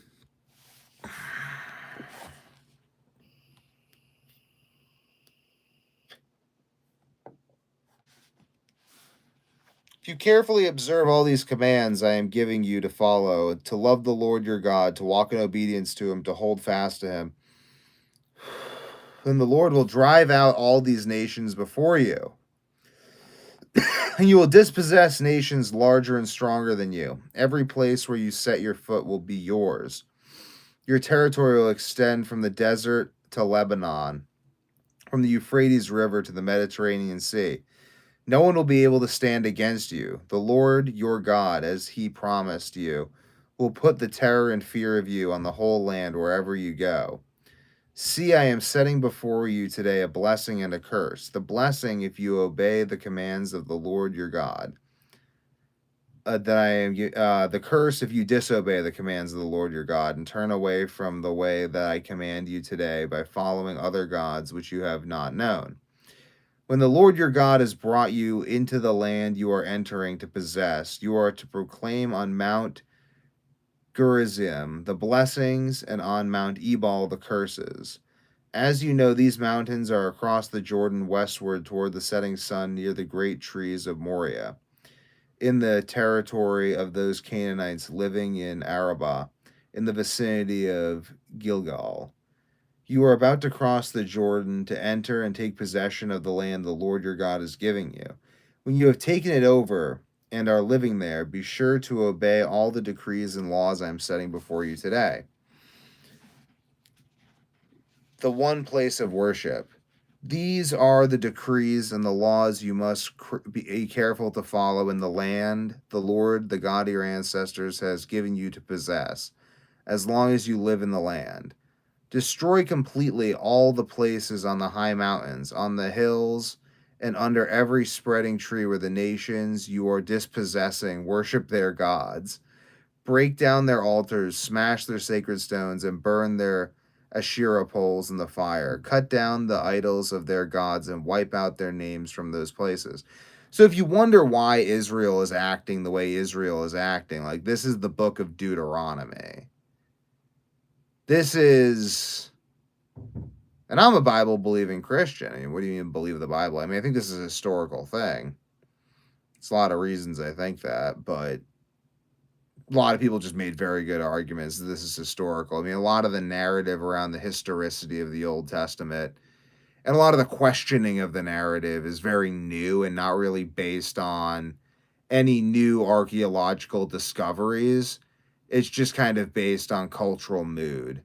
So there's really no reason that people are disbelieving the Old Testament now. It's just sort of custom. Whereas in the time of George Washington, they took it very seriously. I mean, these are highly educated people. If you read the writings of, like, go read Thomas Paine, The Rights of Man, and then ask yourself, were these people our equals or our betters?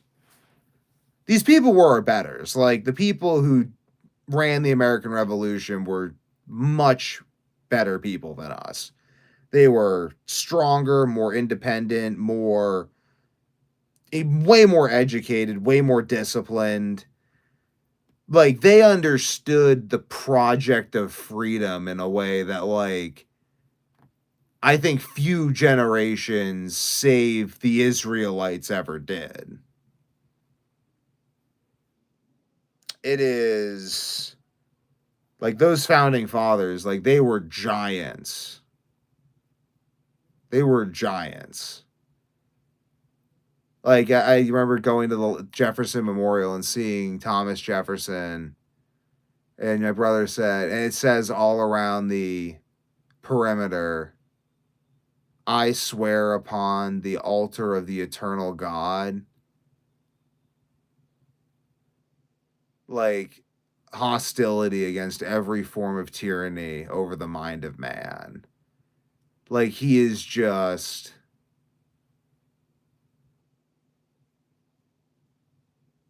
I feel like they were gods. I feel like the founding fathers achieved the apotheosis or theosis we all desire. Like they touch divinity. Like that's what's on the Capitol building. I think is the apotheosis of George Washington.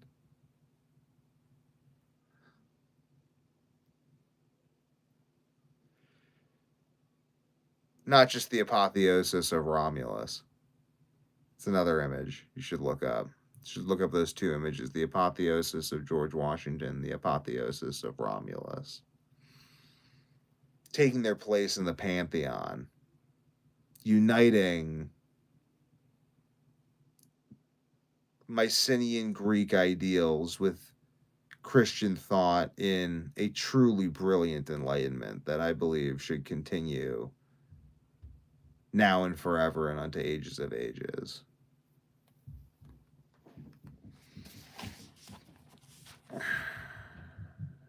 Because Jesus Christ is Lord. He is the way, the truth, and the life, and the very personification of that Logos.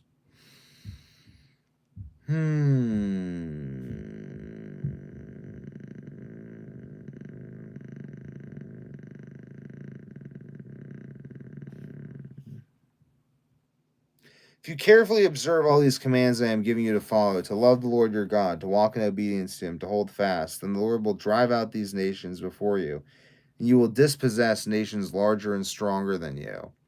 Every place where you set your foot will be yours. Your territory will extend from the desert to Lebanon, from the Euphrates River to the Mediterranean Sea. No one will be able to stand against you. The Lord your God, as he promised you, will put the terror and fear of you on the whole land wherever you go. See, I am setting before you a blessing and a curse. I already read that. These are the decrees and laws you must be careful to follow in the land that the Lord, the God of your ancestors, has given you to possess. As long as you live in the land, destroy completely all the places. You must not worship the Lord your God in their way, but you are to seek the place the Lord your God will choose from among your tribes to put his name there for his dwelling. To that place you must go. There bring your burnt offerings and sacrifices, your tithes and special gifts. What you will have vowed. I think this is significant because in Joshua, they immediately build somewhere else and they say that they're not going to bring their sacrifices there, though. They're going to bring their sacrifices to the other place and they're just building it so that they can have some sort of connection to the other place. And like it seems like they immediately basically forget all of the things that God actually commanded them to do in the promised land. And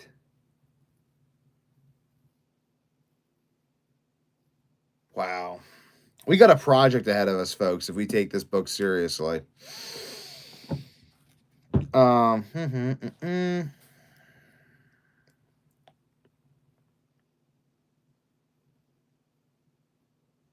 that you will have vowed your freewill offerings, your firstborns of your herd and flocks. There, in the presence of the Lord your God, you and your families shall eat and shall rejoice in everything you have put your hand to, because the Lord your God has blessed you.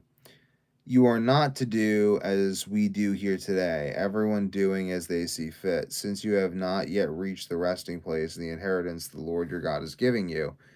But you will cross the Jordan and settle in the land the Lord your God is giving you as an inheritance, and he will give you rest from all your enemies around you, so that you will live in safety. Then the place the Lord your God will choose as a dwelling for his name. Then to the place the Lord your God will choose as a dwelling for his name. There you are to bring everything I command you, your burnt offerings and sacrifices, your tithes and special gifts, and all your choice possessions you have vowed to the Lord. And there rejoice before the Lord your God, you, your sons, your daughters, your male and female servants, and the Levites from your towns who have no allotment or inheritance of their own. Be careful not to sacrifice your burnt offerings anywhere you please. Offer them only at the place the Lord will choose in one of your tribes, and observe everything I command you. Nevertheless, you may slaughter your animals in any of your towns and eat as much of the meat as you want, if as if it was gazelle or deer, according to the blessings of the Lord your God gives you. Both the ceremonially unclean and the clean may eat it. But you must not eat the blood. Pour it on the ground like water. You must not eat in your towns the tithe of your grain and new wine and olive oil, or the firstborn of your herds and flocks, or whatever you have vowed to give, or your freewill offerings or special gifts. Instead, you are to eat them in the presence of the Lord your God at the place the Lord your God will choose, you, your sons, your daughters, your male and female servants, and the Levites from your town, and you are to rejoice before the Lord your God in everything you put your hand to. Be careful not to neglect the Levites as long as you live in your land. When the Lord your God has enlarged your territory as he promised you, and you crave meat, say, I would like some meat, and then you may eat as much of it as you want. If the place where the Lord your God chooses to put his name is too far away from you, you may slaughter animals from the herds and flocks the Lord has given you, as I have commanded, and in your own towns you may eat as much of them as you want. Eat them as you would gazelle or deer, both the ceremonially unclean and the clean may eat. But be sure you do not eat the blood, because the blood is the life, and you must not eat the life with the meat. You must not eat the blood. Pour it on the ground like water. Do not eat it, so that it may go well with you and with your children after you, because you will be doing what is right in the eyes of the Lord. But take your consecrated things and whatever you have vowed to give, and go to the place the Lord will choose. Present your burnt offerings on the altar of the Lord your God, both the meat and the blood. The blood of your sacrifices must be poured beside the altar of the Lord your God, but you may eat the meat. And careful to obey all these regulations I am giving you, so that it may always go well with you and your children after you, because you'll be doing what is good and right in the eyes of the Lord. The Lord your God will cut off before you the nations you are about to invade and dispossess. But when you have driven them out and settled in their land, and after they have been destroyed before you, be careful not to be ensnared by inquiring about their gods and saying, how do these nations serve their gods? We will do the same. You must not worship the Lord your God in their way, because in worshiping their gods they do all kinds of detestable things the Lord hates. They even burn their sons and daughters in the fire as sacrifices to their gods. See that you do all I command you, and do not add to it or take away from it. If a prophet or one who foretells by dreams appears among you and announces to you a sign or wonder, if the sign or wonder spoken of takes place, the prophet says, let us follow other gods, gods you have not known, and let us worship them. You must not listen to a word of that prophet or dreamer. The Lord your God is testing you to find out whether you love him with all your heart and with all your soul. It is the Lord your God you must follow, and you must revere. Keep his commands and obey him. Serve him and hold fast to him. That prophet or dreamer must be put to death for inciting rebellion against the Lord your God, who brought you out of Egypt and redeemed you from the land of slavery. That prophet or dreamer tried to turn you from the way the Lord your God commanded you to follow. You must purge the evil from among you.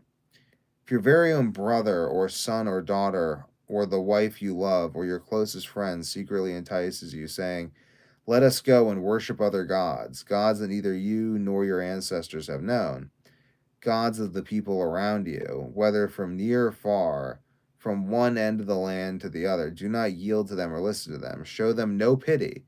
Do not spare or shield them. You must certainly put them to death. Your hand must be the first in putting them to death, and then the hands of all the people. Stone them to death because they tried to turn you away from the Lord your God, who brought you out of Egypt, out of the land of slavery. Then all Israel will hear and be afraid. And no one among you will do such an evil thing again. If you hear it said about one of the towns the Lord your God is giving you to live in, that trouble makers have arisen among you and have led the people of their town astray, saying, let us go and worship other gods, gods you have not known, then you must inquire, probe, and investigate it thoroughly. And if it is true, and it has been proved that this detestable thing has been done among you, you must certainly put to the sword all who live in that town. You must destroy it completely, both its people and its livestock. You are to gather all the plunder of the town into the middle of the public square and completely burn the town and all its plunder as a whole burnt offering to the Lord your God, and that town is to remain a ruin forever, never to be rebuilt, and none of the condemned things are to be found in your hands. Then the Lord will turn from his fierce anger and will show you mercy and will have compassion on you. He will increase your number as he promised on oath to your ancestors, because you obey the Lord your God by keeping all his commands that I am giving you today and do what is right in his eyes. So what God is, or like what Moses is saying there, is that is brutal. It's like, I mean, like, how's that for like religious tolerance? Like, that's the Old Testament. That's the Jewish Old Testament.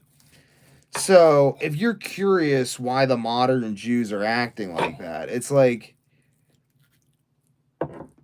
Jesus was supposed to come in and sort of enlighten that, and they reject Jesus. And I'm not saying all Jews are bad, and I'm not saying that, but I'm saying like let's say you're a Jew and you take the whole Old Testament and the Torah and the Talmud and all this stuff so sincerely that you're gonna like go down. Like you're telling me you're not a little like I mean, this isn't even as bad as like the Quran or something. Like the Quran is like really nuts, but like this is just the way the world is. I mean, if you've read about the rape of Nanking, it's like he's not saying go in and rape everyone and make them all sex slaves. Like, this is human history we're talking about here. This is absolutely brutal in the worst possible way. So when God's just saying go in there and kill them all and take their stuff, that's basically humane at this point. Like he's like literally, man, think about what Japan did to Nanking, China. Think about Unit 731. Like this is the world we live in. You just live in a world that's so shaped by Deuteronomy that you can't imagine Unit 731 or you can't imagine a world not built on Deuteronomy. You can't imagine a world where taking over a land doesn't just mean genocide. You're like, oh no, genocide. It's like, how about creating an entire race of people simply meant for sexual abuse? There's levels to depravity, and I don't know. I just think that people kind of have their heads in the sand as human beings. This is just the Old Testament. This is like Sunday school, guys. Like this is Sunday school. Welcome to Sunday school.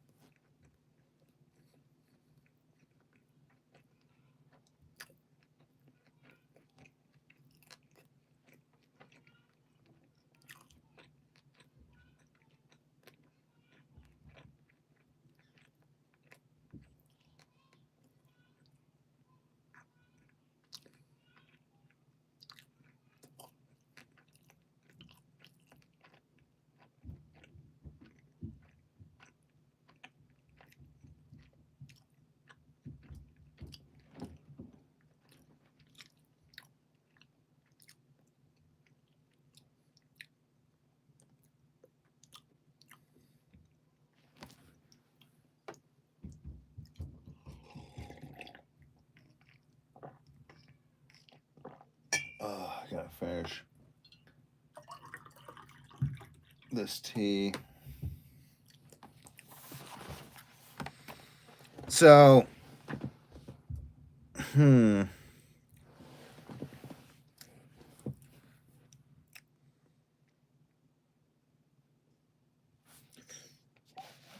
talking about the canceling of debts, Festival of Tabernacles, freeing servants, striking them through the ear if they don't want to be free, cities of refuge for people who murder people.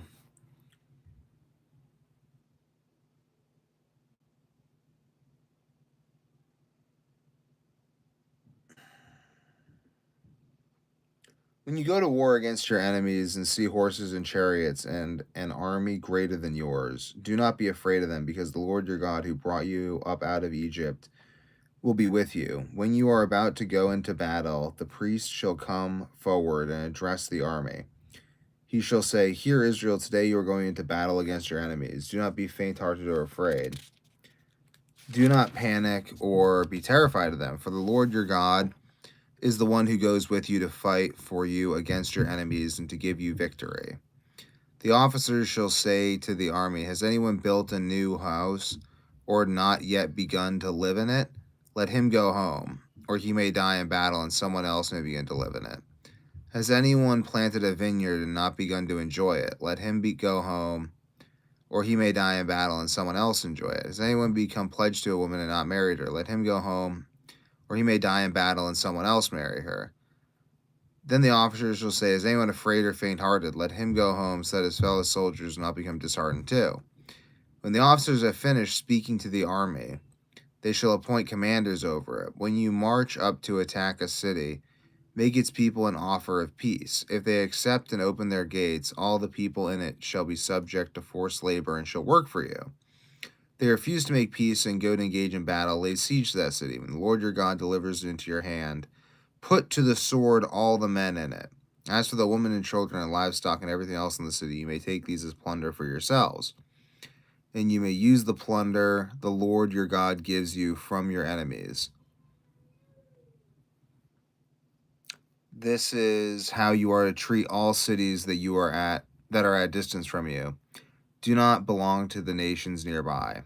However, in the cities of the nations the Lord your God is giving you as an inheritance, do not leave anything that breathes. Completely destroy them. The Hittites, the Amorites, Canaanites, Perizzites, the Hivites, the Jebusites, as the Lord your God has commanded you. Otherwise, they will teach you to follow the detestable things they do in worshiping their gods.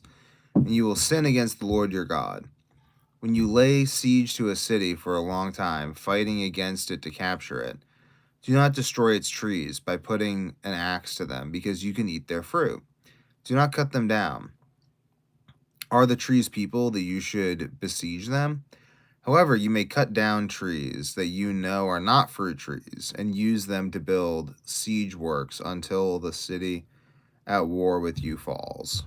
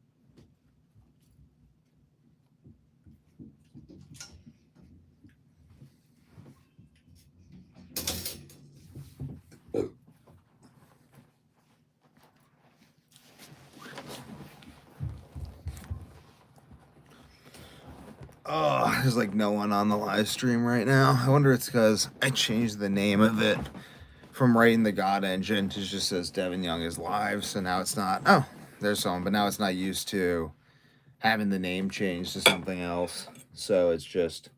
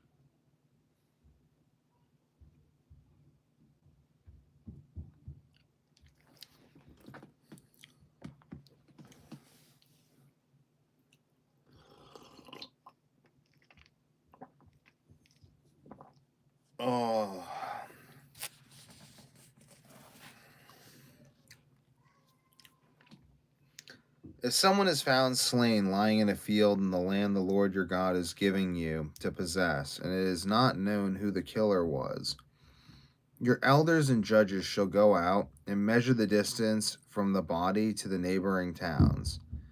Then the elders of the town nearest the body shall take a heifer that has never been worked and has never worn a yoke, and lead it down to a valley that has not been plowed or planted, where there is a flowing stream. There in the valley they are to break the heifer's neck. The Levitical priest shall step forward, for the Lord your God has chosen them to minister and pronounce blessings in the name of the Lord, to decide all cases of dispute and assault. Then the elders of the town nearest the body shall wash their hands over the heifer whose neck was broken in the valley, and they shall declare, our hands did not shed this blood, nor did our eyes see it done. Accept this atonement for your people Israel, whom you have redeemed, Lord. And do not hold your people guilty of the blood of an innocent person. Then the bloodshed will be atoned for, and you will have purged yourselves the guilt of shedding innocent blood, since you will have done what is right in the eyes of the Lord. It's kind of fun. The bloodshed will be atoned for, you'll purge yourselves.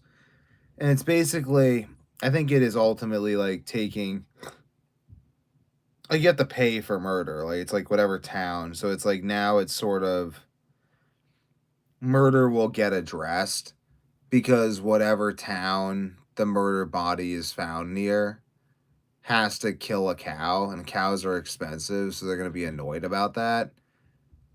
So now, even if you kill a body and you throw it near another town, now that other town's going to be interested in who did that.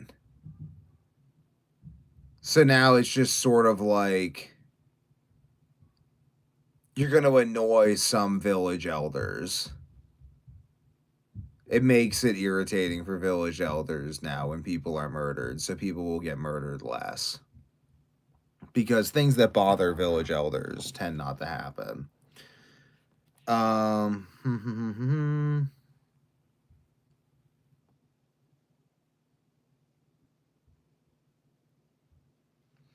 You go to war against your enemies, and the Lord your God delivers them into your hands, and you take captives. If you notice among the captives a beautiful woman, are attracted to her, you may take her as your wife. Bring her into your home, and have her shave her head and trim her nails, and put aside the clothes she was wearing when captured. After she has lived in your house and mourned her father and her mother for a full month, then you may go to her and be her husband, and she shall be your wife.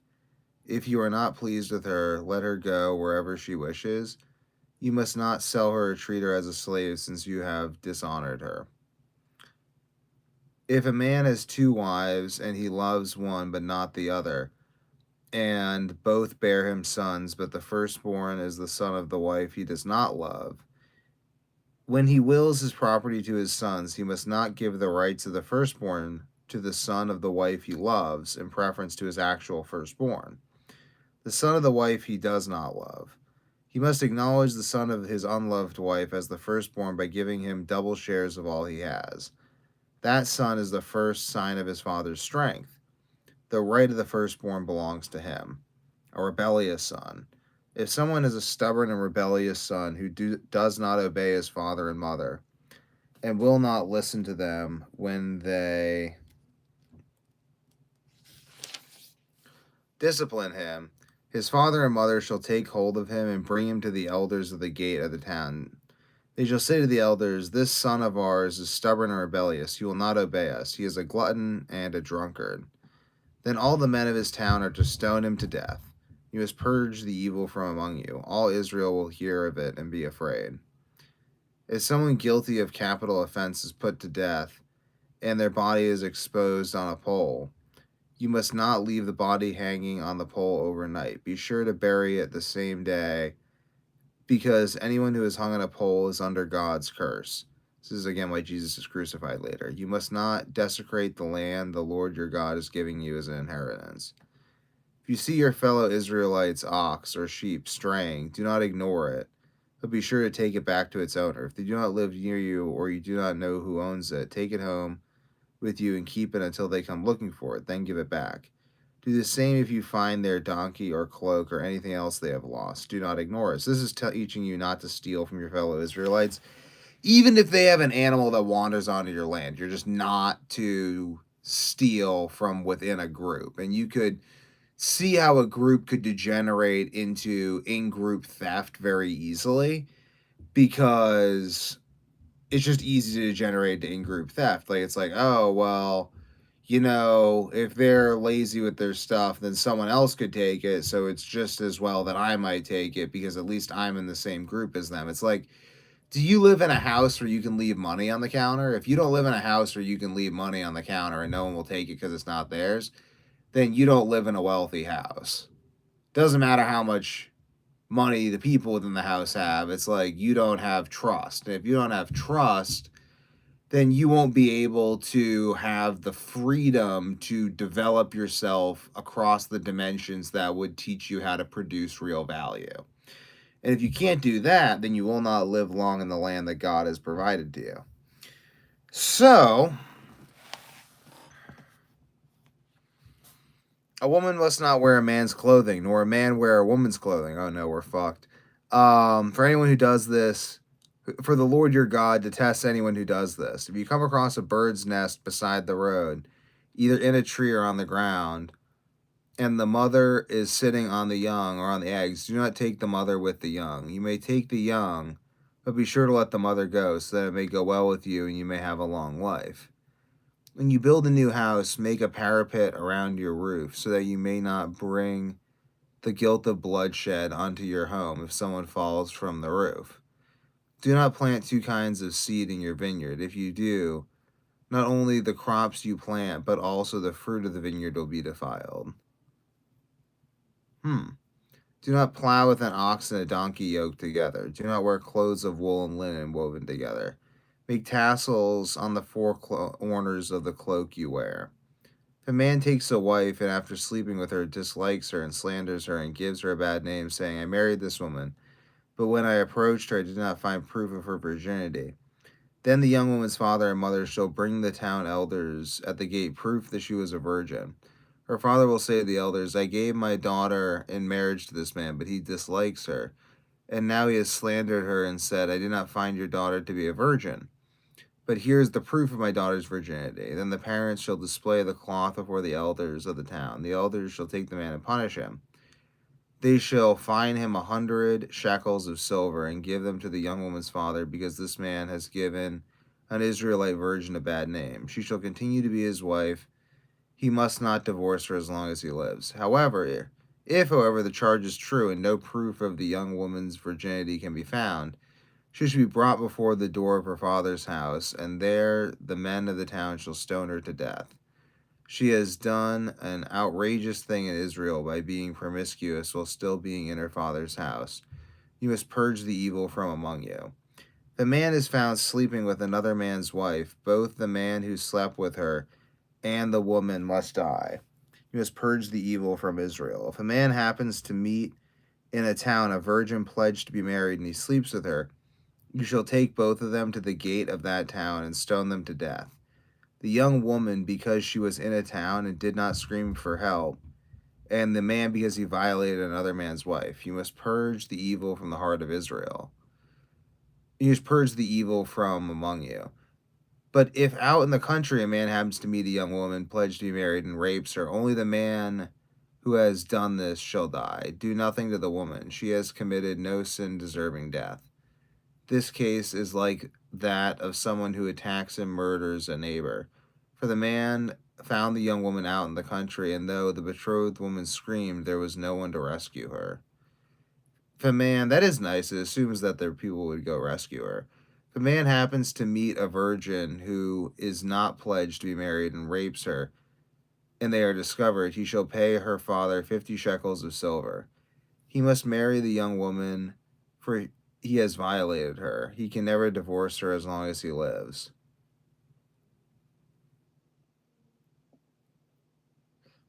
A man is not to marry his father's wife. He must not dishonor his father's bed. That's weird. If you rape someone, then you have to marry him. That is... I mean, I guess that is sort of like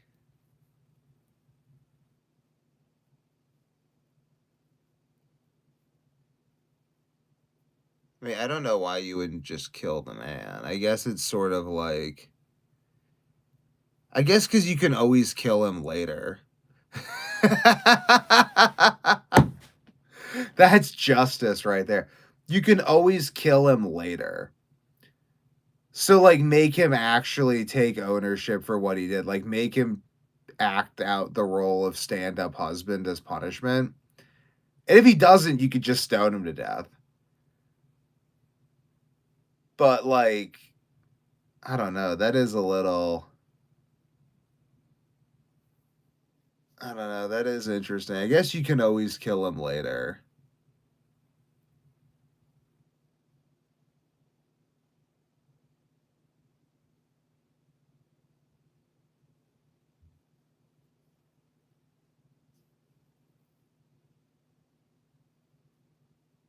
I guess that makes it like kind of fucking weird because if you're really rich, then I mean, this is fucked up, but if you're really rich, you could just like you could just rape an attractive woman and then just be like, ha, now you're my wife. That's really weird. But I guess that would make woman wary. I don't know. This is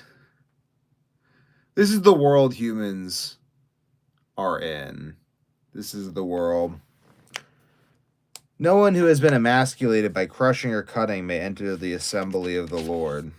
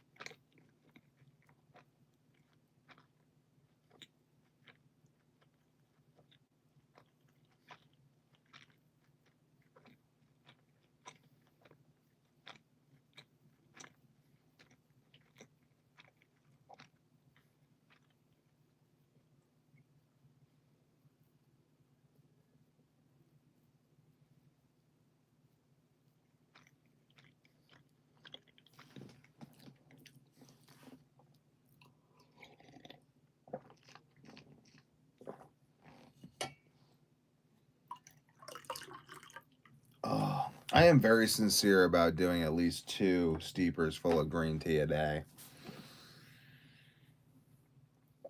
It is really helping me sleep, and just doing that on these live streams is very interesting. Um,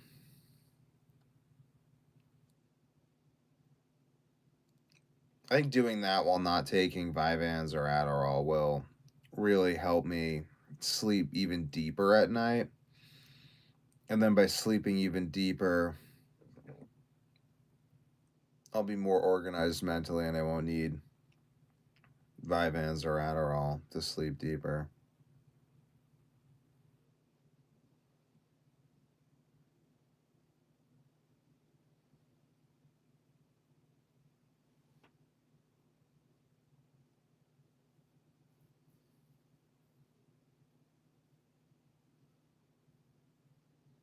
Carnivore and green tea makes my beard go like crazy. I keep trimming it and it just keeps growing back. Bum bum bum.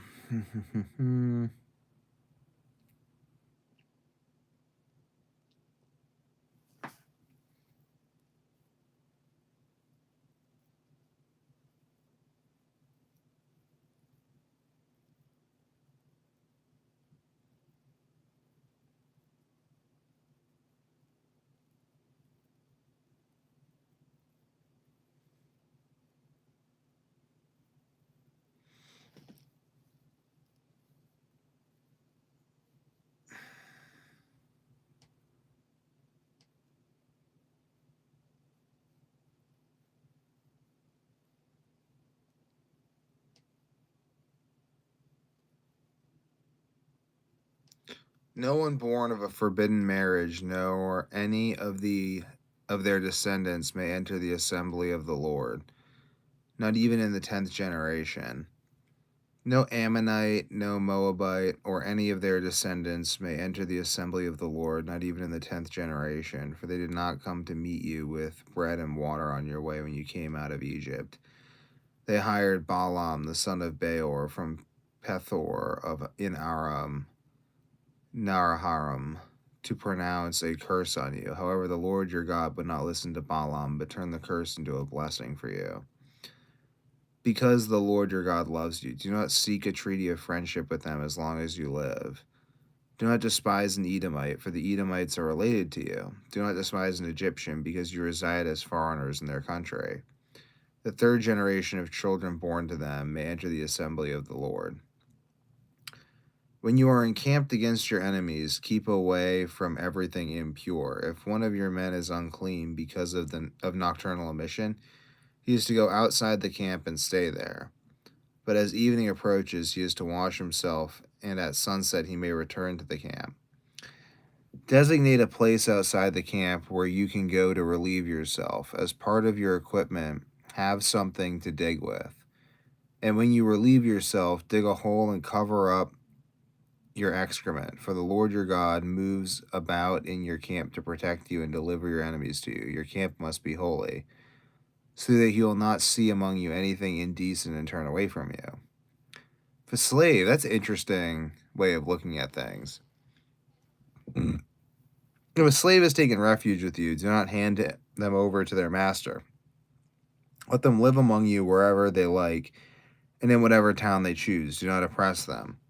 No Israelite man or woman is to become a shrine prostitute. You must not bring the earnings of a female prostitute or a male prostitute into the house of the Lord your God to pay any vow, because the Lord your God detests them both. Do not charge a fellow Israelite interest, whether on money or food or anything else that may earn interest. You may charge a foreigner interest, but not a fellow Israelite, so the Lord your God may bless you in everything you put your hand to in the land you are entering to possess.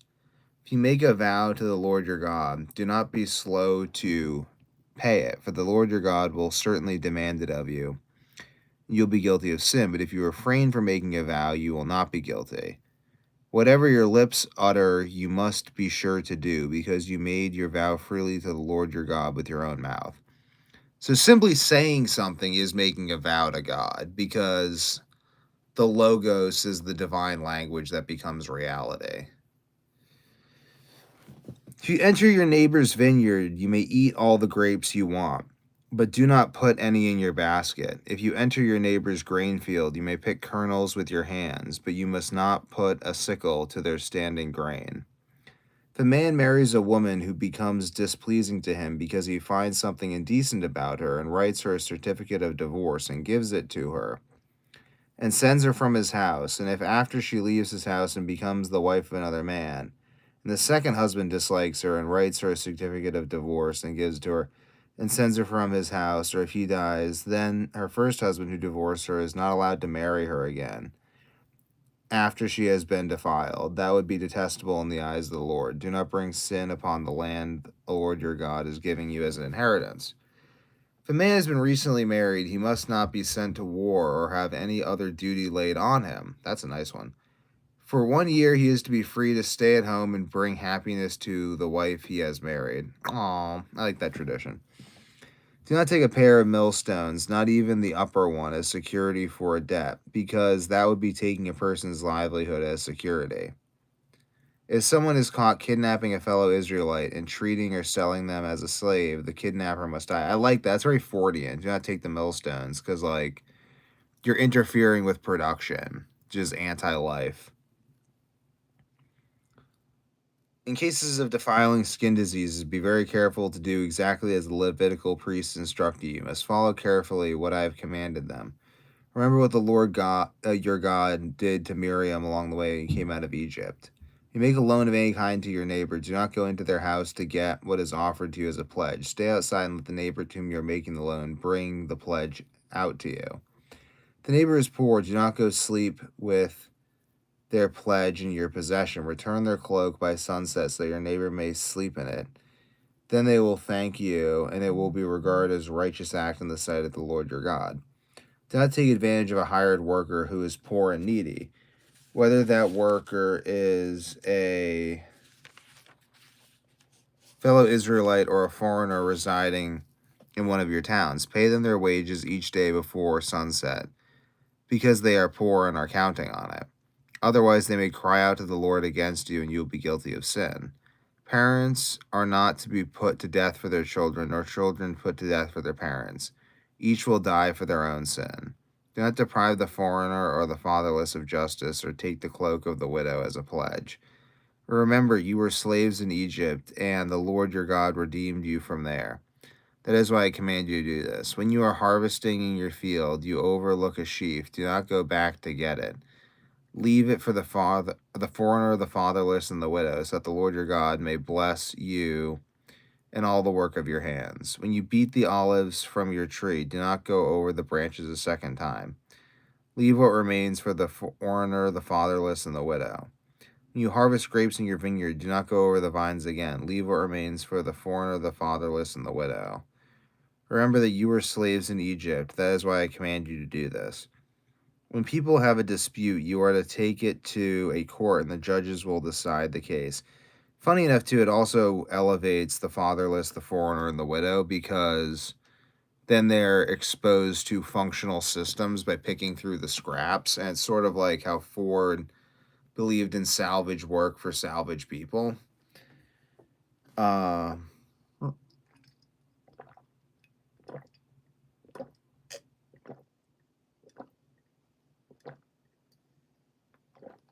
oh.